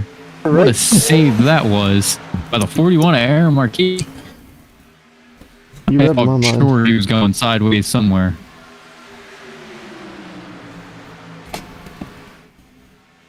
They have closed almost about a half second of the gap so far, and it is closing now quickly. In just that time, it took me to say that they've shaved 2/10 off of the leaders. Yeah, it's they get things situated and get rolling here. It'll straighten things up a little bit and help them go forward. Great action here by this pack, the Races Elite. The Xfinity Series, great racing, 15 laps remain here at Talladega. And it looks like the 4 of them misfits are going to opt to take their line to the top and maybe make their way around the leaders. Question is now, where does Andrew Teft and the other 3 cars behind him fall into this line? Aaron Marquis is having some connection difficulties, and he is at the front of this field, not where you want to be when your network becomes Blinking in and latent. out. So we're having some scoring issues with the 41 machine, and he will go to the top side of the racetrack and fall backwards as per requirement until his network becomes stable for him to compete again. Yeah, he is blinking out something fierce right now. Yeah, there's I know there's a few storms on the rise across the U.S. So. Oh, we have cars into the outside wall. Aaron Marquis is not part of that. No, but Andrew Teft, Richard Ode, and somebody else were, unfortunately.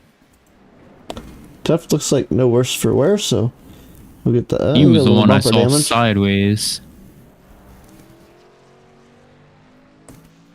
Let's go back to this. This is probably about where it happened. And we'll click on board with Andrew Teft here. When we go on board, we'll watch from outside. See what led to this and see what's going to allow Chantel to make a call. It is looking at the incident. Now we're watching Marquis for some reason. I need to be on. Oh, someone shoots up from the bottom lane there. Looked like Troy Thomas may have gotten a bad bump in the middle of the corner, which is the worst place to even get a bump. And it just shoots him right up into... Oh, that would have been on Andrew, too. Oh. Yeah, he looks like he maybe gets a bump coming into the corner. You got to push mid-corner. Or actually, it may have just broke free. Yeah, it was a little hard to tell. I can't tell if he just kind of lost it there and it broke free, or if Andrew was on his bumper. One way to do this. Definitely a really tight call. Might need like a chase cam on the 98. I'd say look at like a chase cam from the. Could do a rear bumper cam on the 88 too. That would definitely tell us if they were if they touched each other there. Let's see, from Andrew Teft.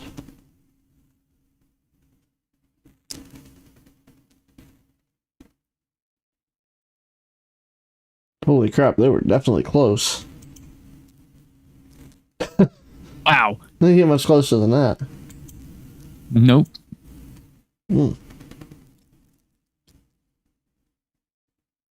They were on top of each other. So we go.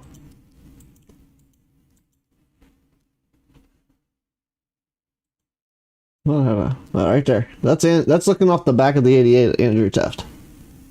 Yeah, it looks like he did give him a little bit of a bump. Maybe the 88 was just a little slower than Andrew was ready for there on the entry of that corner.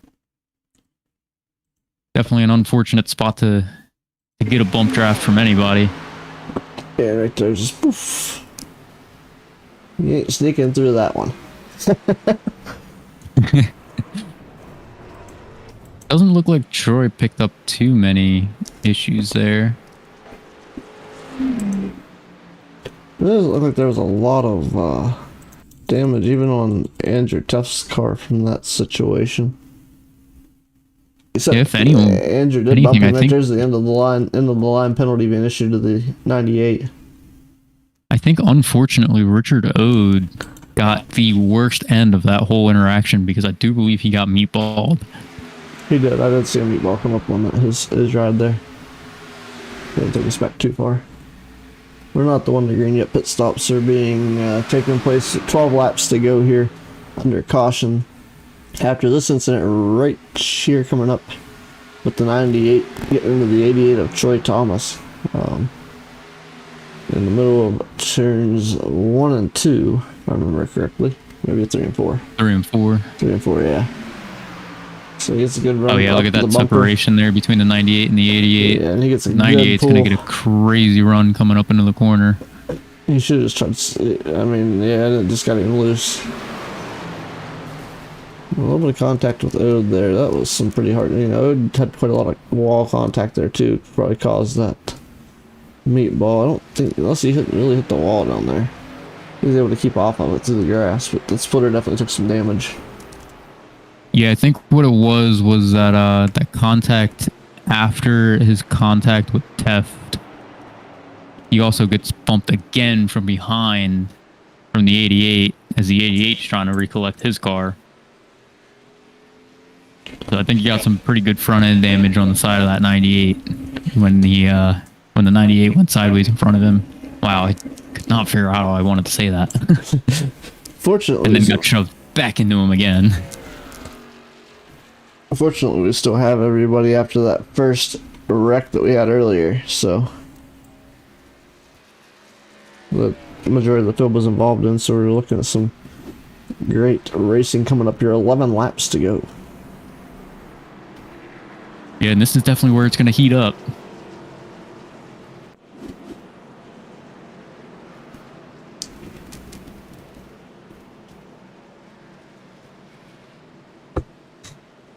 Yeah, things definitely going to heat up here for these drivers in a few laps. And, well, things interesting. Still got a few drivers a couple laps down. Those two include the likes of Brett Bray, Robert Garcia, Terry Fennell, James Foster, Richard Ode, Mike Taylor, Austin Sell, and Russ Martin Jr. is out of this quickly, but just an interesting array. Yeah, all the way 15th and back are all down a lap. But that's 12 drivers a potential chance at this race.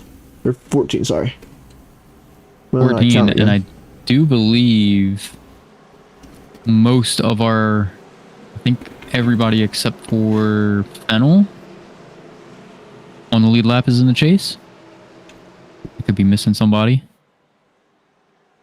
Can't remember if Richard Ode had made the chase or not. I would have to double check standings.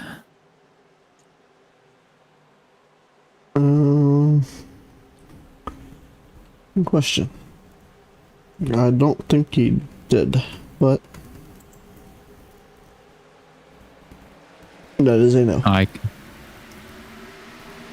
back to green here, and Christopher Pendell, who is actually currently second in points, is leading. And look at Mr. Sean Dunaway is in fourth, and that's changed completely because your race leader is up 20 spots from 21st to the lead in that number 94 Ford.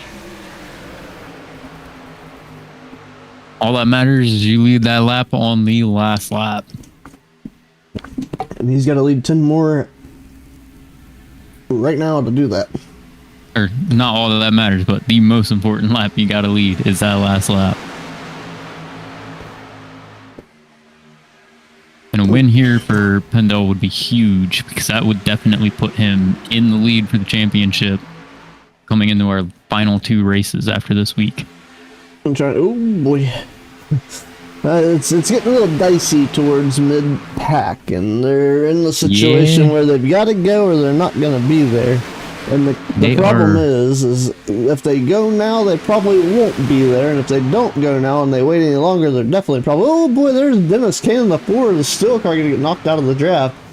He's going to probably need to space out. Almost 4 wide.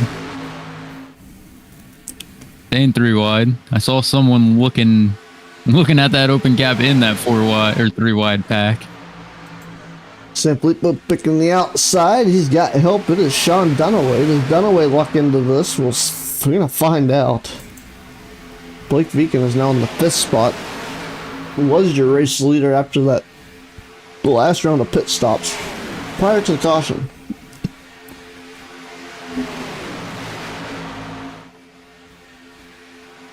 Right now, that fast repair does not matter. You once had it. If you don't, it's too late to worry about it now. 8 laps to go. Yeah, unfortunately, with being this close to the end, if you get wrecked, it's going to be real hard to put yourself back into a position to win this race. Truth Hook's got a little bit of magician's art, magic going to work here. It's not the place you want to be to do it either. That third spot. Look at Andrew Teff trying to bounce back now. The 98 Ford on the high side. He's back a few positions. There's quite the gap between them as Blake Beacon working the high side right in front of him. Surprised to see Andrew jump up to that third line, but it could have just been the amount of run that he had difference with the middle lane. But given that his teammate Sean Dunaway was leading that middle lane, I would have expected him to roll in the middle lane and maybe help get his teammate so back towards the lead. Nope. Teammates one thing, but we're talking the championship here, and Sean's leading the championship points. If I'm your teammate and I get ahead of you, I'm gonna try to gain those points. Which also, to note and be fair, Andrew Teff is third in points. Yeah. Only behind by 6. So teammate competition is really. Unfortunately, friends off the track, enemies on the track. Yeah, it will help you until the end. Then you're on your own. Find your own help. Yeah. Maybe not enemies, but you know the gist. Yeah. Oh, there's the bump. That was a no. check. Hey, Marquis just stole. Is that Sam Filippo just got moved? No, that was That's the other one. Who is it? That's the 78 at Ode that got shifted out of there. He's back in the groove. That was a will check from many. Woof. That's a wheel check if I've ever seen one. He just got back and just got fixed up after all that damage he got from that last caution. Yeah, Katie barred the doors and latched the windows. That was a check. He's sure he's still nice and tight. Oof. Way to hang on to it though. I mean, that was majority of drivers that took that check. They'd have been, see ya. They might all leave now. Yeah, I can't believe that car didn't end up sideways going into the inside wall there. Good hands of, I was going to give it to Mike, but now good hands of the race to Richard Ode. But in the San Filippo, new pass, slap of the race. Well, Brett Bray's going to do it now. So, prior to qualifying times and everything being the way it is, why is it showing fastest lap? It just did it. Richard Ode 50.05 or 50.502. Oh yeah, there's a whole mess of them that just set a brand new fastest lap. These boys are moving. They want this win bad. Yeah, they're figuring it out right now with 5 laps to go. And looks like Richard Ode was the most recent new fastest lap. Not to flip us away from the action, but this is the result of getting shuffled out of the draft. Back to 14th. Off in no man's land by yourself. Yep. And then single file and trying to figure things out right now with 5 to go. And the patient meter is dwindling. The hourglass, and we're still. Oh, we got a car going sideways in the turn 1. Crap, up into the outside wall. Hard hit. That looked to be the 60 of Lee Campbell, maybe. And it looked like the 01 of Sean Dunaway, if I'm not mistaken. Looks like the 18 of Blake Beacon's also going to be involved in that.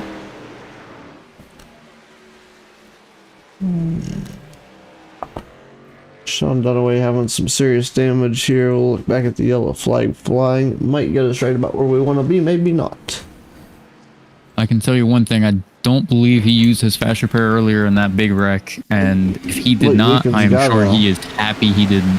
Blake Beacon's got a meatball as well. The only one. Ooh, yeah. Hard look. Not sure that is how. A major hit right there. Not sure how. Oh, no, another one. Yeah, one from James Foster, too. Yeah, that was a lick to be had right there. He just got shuffled up and... Wow.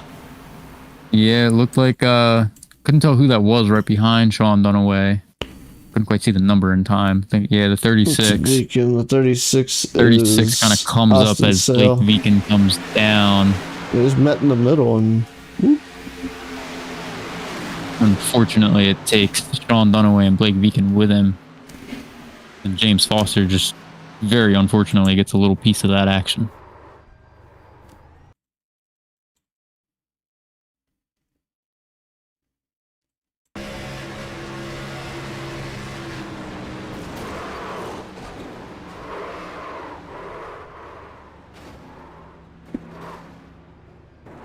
Arguably, sometimes the worst thing to happen, you don't even see it coming. You're just going, and next thing you know, you're staring at the wall. Yeah, it's a rough one. There's Sarah Poor checking in on the YouTube stream. They're rooting on Christopher Pendale. We're reviewing the accident scene here. At least, fortunately for Sean, he's able to drive away from this, but he's got to be careful shifting this thing. He's hitting some very high RPMs. I'm sure he's a little maybe upset with it at the moment. He could be in the same situation. I mean, he needs to shift that thing. I'd be afraid he's gonna blow up. Yeah, that's the last thing you want to do while you're trying to get back to the pits to use your fast repair. Then have to tow, and then it really be over. Yeah, by the time you get towed back to pit road, you're already down a lap or two. Yeah, right now you got a chance. Unfortunately, Robert Garcia's race came to an end on lap 65. And you know what that means? We are going to go into what we call Racers Elite Xfinity Overtime. We'll indeed be having one green-white-checkered attempt at least. We do get 3. So, things could get very interesting with this next restart. Very well he could. They tend to be kind of like a chain reaction sometimes. Once you get one, you usually get at least one more. 2 more. And then it runs out. Yeah, you definitely don't want to end the race under caution on after the last green-white-checkered, because that's an easy win for whoever's in the lead at the time.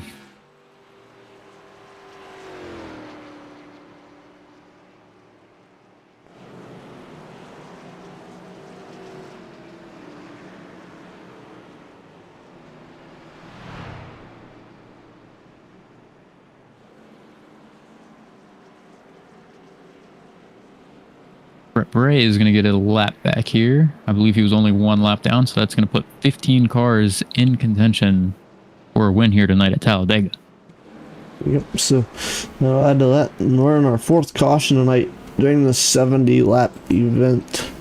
I think was originally scheduled to be 75, and You're looking at about 77 now, yeah? yeah, we'll see if they're able to keep this thing going. That's gonna be the interesting part here. Drivers out of this race, Robert Garcia and Russ Martin Jr. So those two, Russ out quite a while ago, Robert Garcia out recent, so tough break for him as we come to the one in the green signal, I believe.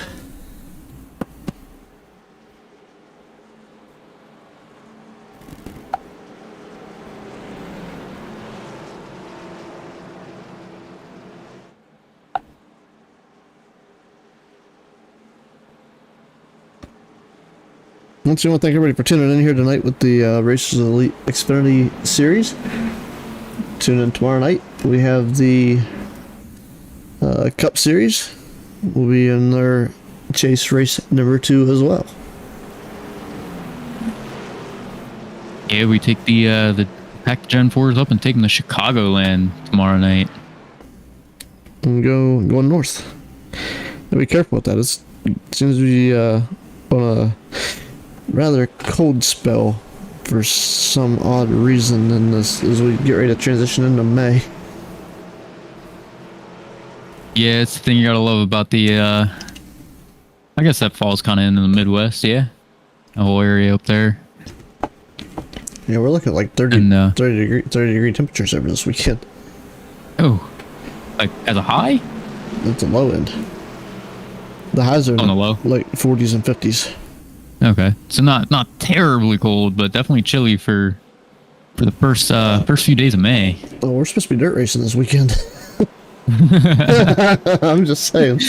Like It'll be a little chilly this weekend. Sure, their schedule's Friday, Saturday, Sundays out there right now. But Jesus Christ, boys, it'd be a little chilly to be doing this kind of stuff. Yeah, I mean, as you know, I live in Jersey, and last year it was a similar aspect. It was pretty chilly for a little bit in May to start the month out. It was we got all the rain that you usually get in April, but with it we got the same temperatures. It was like some days were like a high of like 50 degrees, middle of May.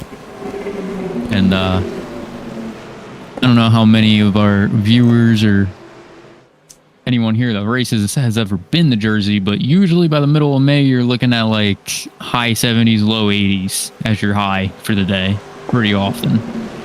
Yeah, it's Brandon Sanfilippo and Christopher Pindell lead us back to green here. We'll see if they are able to make it. Usually when we do this, we don't usually get past the green flag. So let's see if everybody can get their shifts right on the restart. For Pendle with a killer jump on the leader there. Gonna come across the line as the leader. Yeah, that bottom lane looks like it's gonna come back real strong on the inside. Brandon Sanfilippo goes back to the race lead. Down the back straightaway. Remember, all we need is the white flag, and after that, it does not matter what happens, the race will be official. As far as iRacing goes. I'm sure to be reviewed by Andrew Tefton. Oh, watch out, we got some... Oh boy, that was a squeeze there. Ryan Whip tried to go to the outside. Curtis Ecker was already there. Spotter says, not clear, don't come up. Oh boy, we got a car on the wall. That is James Foster in the 9. And we got the other one that Ryan Whip's around. Curtis Ecker's around. Curtis Ecker. And Dennis Kane. Almost.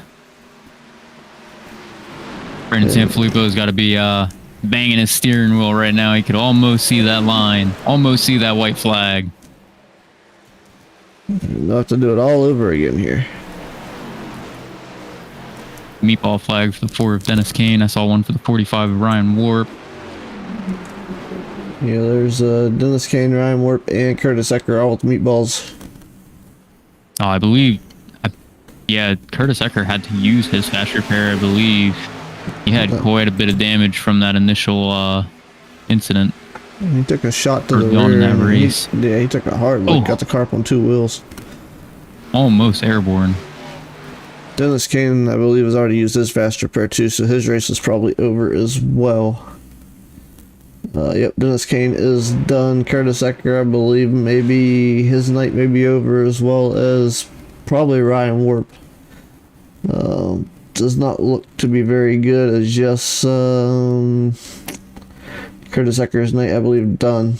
See Ryan Warp's 45 as well. He's coasting to pit road, so maybe he has a little something. It's a possibility he could still have a fast repair. He hasn't been involved in too much tonight, if I'm not mistaken. Dennis Kane, he may have a blown motor because he is creeping down pit road. He might. He is rolling. He's not going to make it. He's trying his hardest to make it back to that pit box. It doesn't look like he's going to have enough momentum. Nope, and that sucks. That does. That little bit of a toe right there. It may not be much of a toe since he was already on pit road. I don't know how iRacing's going to calculate that for him. Yeah, I don't know if they I don't think they shorten it at all, but I could be completely wrong on that. I've never towed from pit road. I think it should. It should be in relation to where you're at to pit road from the racetrack. I agree, but as far as I know, it's almost always like a minute and a half or 2 minutes, depending on the size of the track. Regardless of the fact, he's going to go a lap down on pit road now, so he's probably... if he can continue, he could still pick up a few positions depending on who doesn't come back out. I mean, Dennis Kane's done.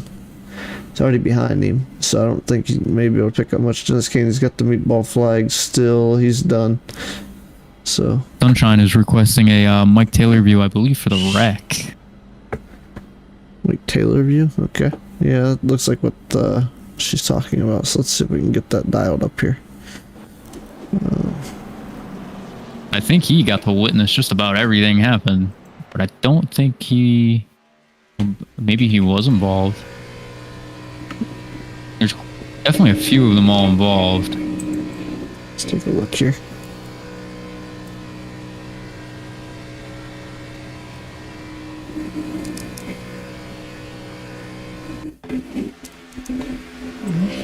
Here.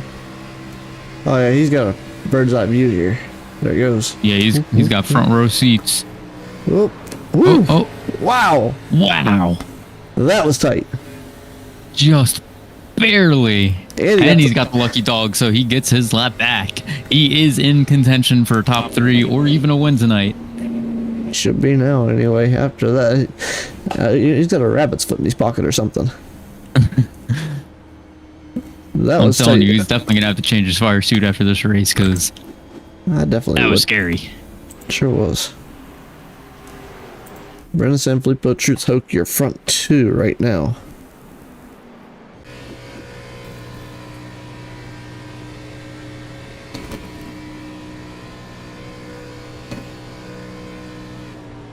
So my friend has Bambi the Reckoning on, I don't know if it's Netflix or what he's looking at. But it looks like it's a horror movie. It's an hour and 20 minutes long. Did you said Bambi the Reckoning? Yeah. Almost sounds like it's supposed to be one of those I guess like one of those gag horror movies, or is it just Kind of just like some new horror movie? It was in 25, so it's hard to tell. I miss when they did those like funny kind of like gag knockoff horror movies and stuff. Always thought those were hilarious. Yeah. It's always interesting.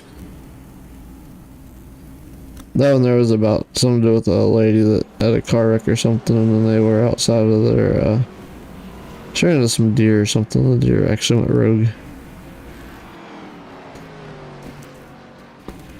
That's where it got its name from. I'm a fan of horror movies. I'll have to check that out. Oh, if you did get an ad, Sunshine, you can rewind it just a couple of minutes. Even though we are live, it does let you go back. It should let you view it still. Yep. Sorry, I'm just now seeing that in chat.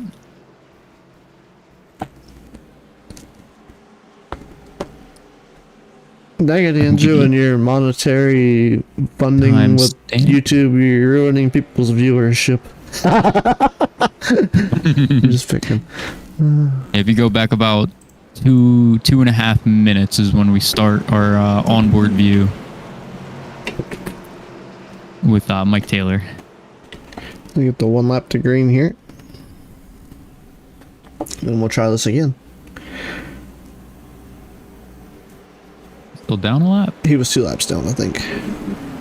Okay.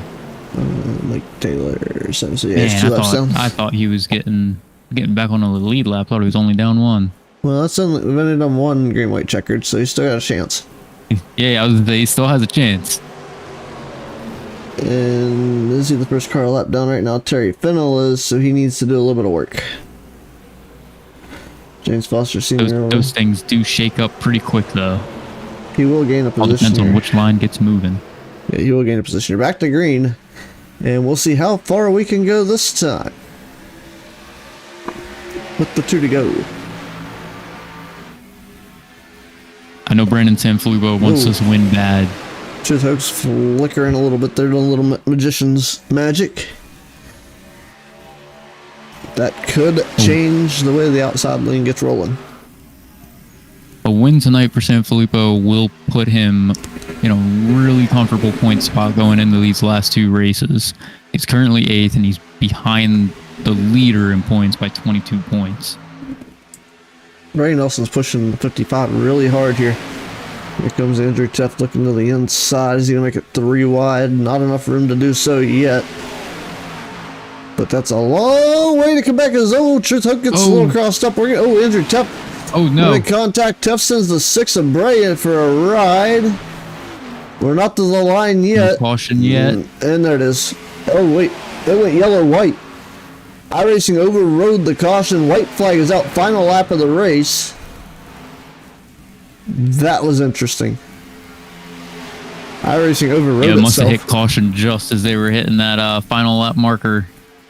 iRacing said, nope, let them have at it.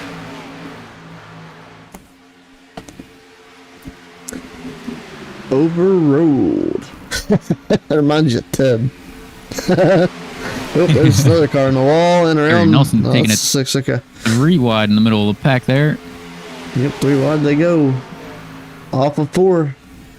To the checkered. Oh, Sean Dunaway turns into Lee Campbell. Dunaway able to keep it up. I'm going to keep it straight here. The race winner going to go to Brandon Sanfilippo. Oof, that was tight. Stidham's going to cross the line. He's going to hang on to 5th in the 42. I think Pendel got Sanfilippo by just a hair. It looks like by 6,000ths of a second right there. Let's listen to that. What a drag race to the line. 0.001, according to what I see here. I'm just going off of tower time at the moment. 0.001 is insane. That's 1,000th of a second. Well, this one here says 0.01, but that's 0.006, which is even tighter. That's tighter than what the SDK will show you. Yeah, so 6,000ths of a second. That is an insane pass for the lead right there.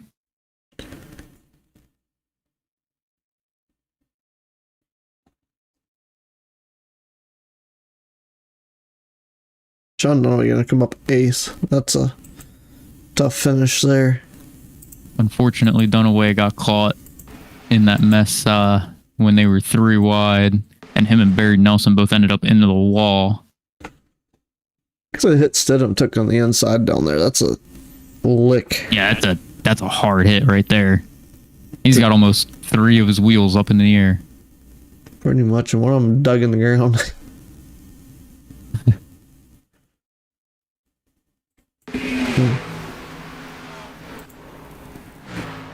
Nonetheless, still got a 5th place finish though. So, hey, top 5, can't go wrong. No, not at all. Mike Taylor gonna come home with a 14th place finish. That was one of those interesting events. Yeah, these super speedways are always a shake-up and always a good wild card for the championships. Can be very frustrating though to be a top dog in the points in a championship and have a run go sour like it did unfortunately for Sean tonight, where you just kind of can't seem to catch a break. Right.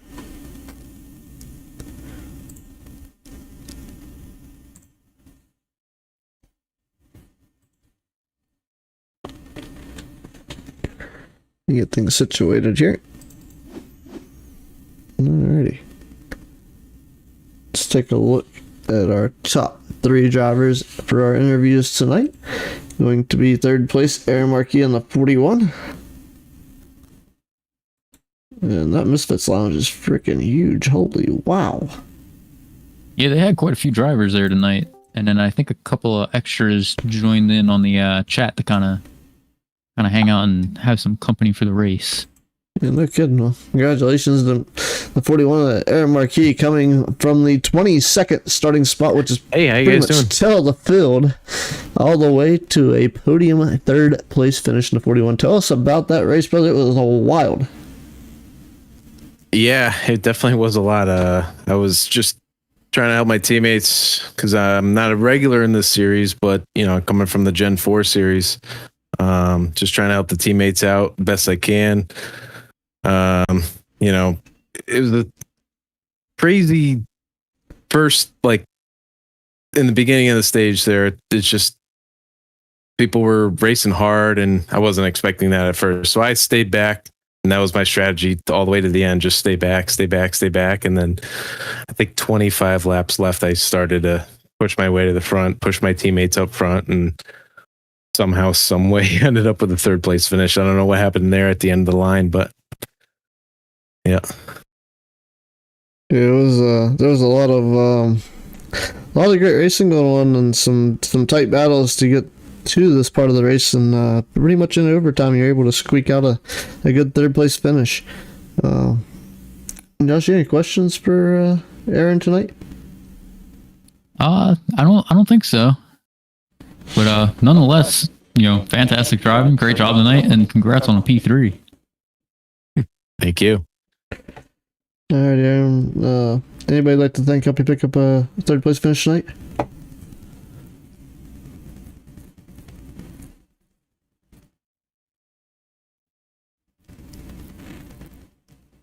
Still there, Aaron? Yeah. Oh, go ahead. You had anyone you want to thank tonight for helping you pick up that 3rd place finish? Just all of my teammates, helping me out and me helping them out. Andrew for putting this on. He does a great job putting this on. So can't thank him enough. So yeah, and thank you guys for in the booth. You guys do a good job week in and week out. Thank you. Yep. Anyway, I have our off nights, men. Congratulations, you were on point tonight. A good third place finish, and hopefully more to come throughout the last couple races of the championship season. Yes, thank you guys. Have a good one. And if you will, You on too. your way back down to the Misfit Hauler, would you mind stopping by and giving Mike Taylor a fresh pair of underwear? Hey, yes. Alrighty. Well, we appreciate you.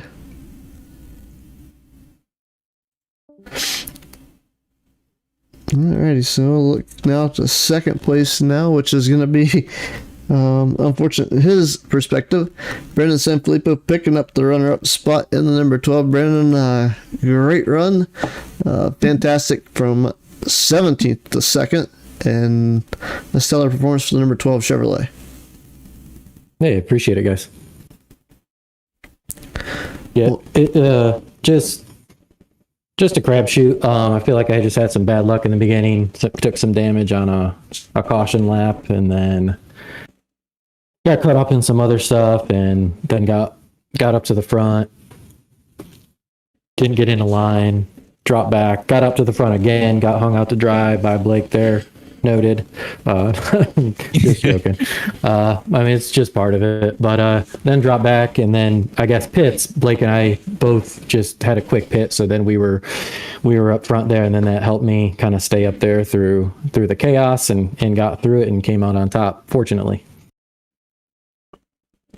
It was very tight race there. Coming to the line is definitely one of those races that's one for the record books and one that you won't forget. A great race between you and Pendell coming to the line by 0.006 seconds. So I mean that's tight. That's great racing. Yeah, great racing by him too. I mean, it's just I saw him backing up in that coming out of 4, and I'm like, yeah, he's gonna have a run on me. There's nothing I could really do at that point. Just a sitting duck. And but yeah, I mean, great run by him too, and he did a great job pushing me. We would have been 1 and 2 if no cautions came out there, because he was really consistent up front with me. So yeah, great race. Very good run there for you, Josh. Any statements, questions for Mr. Sanfilippo here tonight at Talladega? No, I mean, not really any questions, but like always, dude, great driving.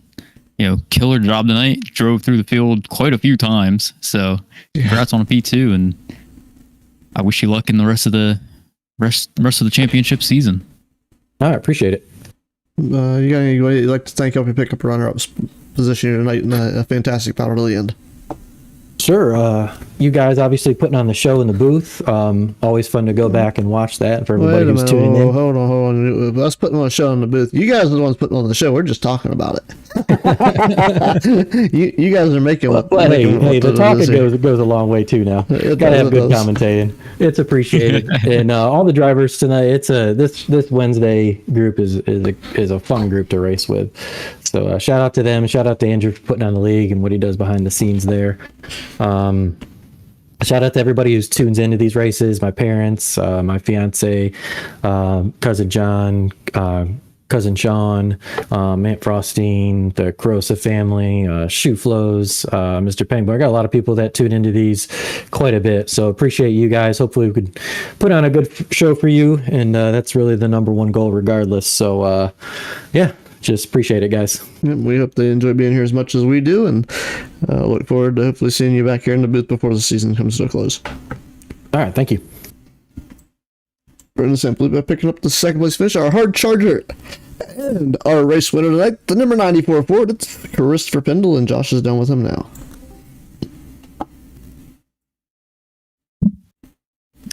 All right, Christopher, you got us? Yeah, I got you. All right, congrats, man, on that run to first place right at the, I would say last second, but it was even less than that. Yeah, that was awesome. I didn't think I'd have the momentum, but I side drafted him a little bit there and got to his outside and somehow pulled it off. That was probably I ain't gonna lie, that's the best plate race I've ever. Not just because I won, but I usually am up front at these things at the end or running good, and then I get wrecked on the last lap. So I told Brandon if it was just me and him, I'd have content staying second. But, I had such a run with a 42 behind me. I'm like, I got to try it. So I did. And thankfully he didn't block me there and wreck us both. So Man, this is awesome. Back-to-back weeks in a row with this paint scheme. I'm enjoying this. Maybe I have to run this the rest of the year. Yeah, it seems to be bringing you some pretty good luck. I would hate to change paint schemes if I got 2 wins in a brand new one. I'll tell you that much. Yeah, this is a awesome night, man. It's like 2 wins in a row after being so close so much in the regular season, and yeah, I think I'm gonna run it the rest of the year. Why not? Yeah, I mean, you might as well. It's brought you this much luck thus far. Yeah. Definitely can't afford to change it now. No, definitely not. But that was a fun race. I was just trying to bide my time and be patient, and teammates worked together well with me tonight. All the Misfit guys, we had a plan to work together and stick with it, be there at the end. And I know Truth had an issue there on the last restart, and then I had the 42 behind me. I just was doing my best to get her home and have a good points night. 2 races left in the season, and I'm up there fighting for the championship. I want a good points night, and what better way to have a good points night to win the race? So. Yeah, man. But yeah, dude, that was some spectacular driving out of you guys tonight. Ron, you got any questions, statements? Questions? Fantastic statement here. Great win for you, Chris. And man, I tell you, you made the most. You maxed out probably the most points you can get tonight. Picking up, I don't know if there's a hard charger award or not. You definitely would have collected that. You definitely led a lap at least tonight, and the one that counted to get a checkered flag. Yeah, last one's all the one that matters. That's what I was saying earlier. So like I said earlier, my intent was to just stay out of trouble and be there at the end and get a lap led too, because I knew Andrew, as good as he is here, he's going to lead a lap, and Sean's been having good luck, and he's a good racer, and he's going to lead a lap. So if I could have evened that out there and then had the best finish possible. But yeah, I'm excited. I don't even know where we're at next week. I think it's IRP maybe, I don't know, but that's going to be a fun race. Yes, that's going to be a fun race in these heavy, powerful, low downforce cars. So I think it's going to be a fun race next week too. Yeah, it's going to be quite the change up coming from Talladega down to IRP. I think the last time good. And I said, not very much room to move around at IRP. I mean, the track's wide, but there's not very many passing lanes there. So I think the last time we were at IRP, I believe there was a contact with the outside wall, and somebody, I don't know if you were leading or if it was you that ended up winning that race.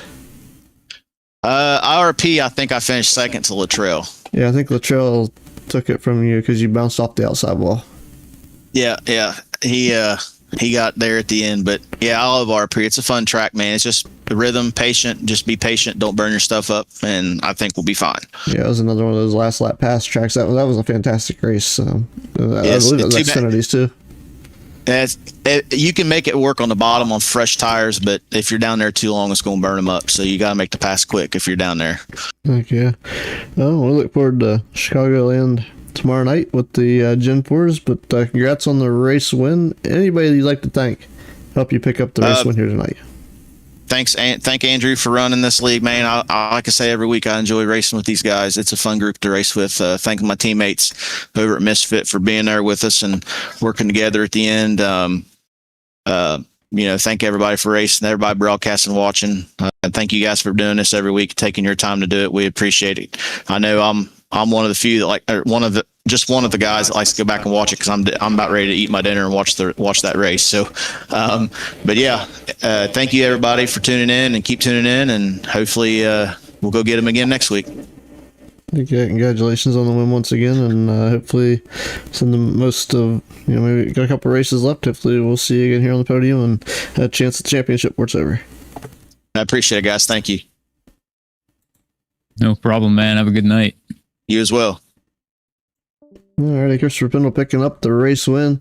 Man, a fantastic race here at Talladega. One for the record books with the Racers Elite. It's been fun. Kick him back to the hollow where he was parked at, and we'll close this thing out. Great race. Man, hard charger, obviously, Christopher Pendle, but let's close this thing out. Yeah, the craziest thing is I don't even think that is our closest margin of victory at a super speedway that we've had here at Racers Elite. No, most definitely probably not, but that was tight. that was extremely tight, but because I did broadcast one of our Full Send Fridays a few weeks ago. I did just this past week too, but a few weeks ago, and I think it was Kensley Smith won by like, it was like 1,000th or 2,000ths of a second or something. It was like super close. I mean, man, dude, these guys just put on quite a show here, especially with these crazy finishes we have. It's awesome to watch. There's some questions in the race controllers thing. Yeah, it's all good though. Just some disagreements with some stuff. But anyway, unofficial race results coming at you. Let's close this thing out. A great night here from Talladega. I want to thank everybody for tuning in before we kick this out of here. But let's take a look at the awards and the full field rundown after tonight's race. So, Christopher Pendle wins tonight's race for the Misfits with 7 laps led, leading the most important last one. Brandon Sanfilippo comes home second. Aaron Marquez third. Coming home in the fourth spot, Jonathan Stidham. Fifth is Troy Thomas. Sixth comes Truth Hoke. Seventh is Andrew Tept. Eighth is Sean Dunaway. Ninth, Blake Viken. Running out the top 10 is Barry Nelson. Coming home 11th is Brett Bray. 12th is going to be Lee Campbell. 13th goes to Richard Ode. 14th is Mike Taylor. 15th, Ryan Warp. 16th, Terry Fennell. 17th is James Foster Sr. 18th is Curtis Ecker. 19th, Dennis Kane. 20th is Austin Sell. 21st, Robert Garcia. And 22nd, Russ Martin Jr. Here at Talladega Super Speedway, Christopher Pendle is the hard charger, up 20 spots for the Misfits. 81 laps. We did a little overtime. Andrew Tept had the most laps out of 22. 8 green flag lead changes with 8 different leaders. Lee Campbell at the fastest lap, 50.470 second lap time. 5 cautions for a total of 15 laps, and Austin Sell was your fastest qualifier here today. We will catch you next time here at the Races Elite Network. Join us tomorrow for the Gen 4 Cup Series.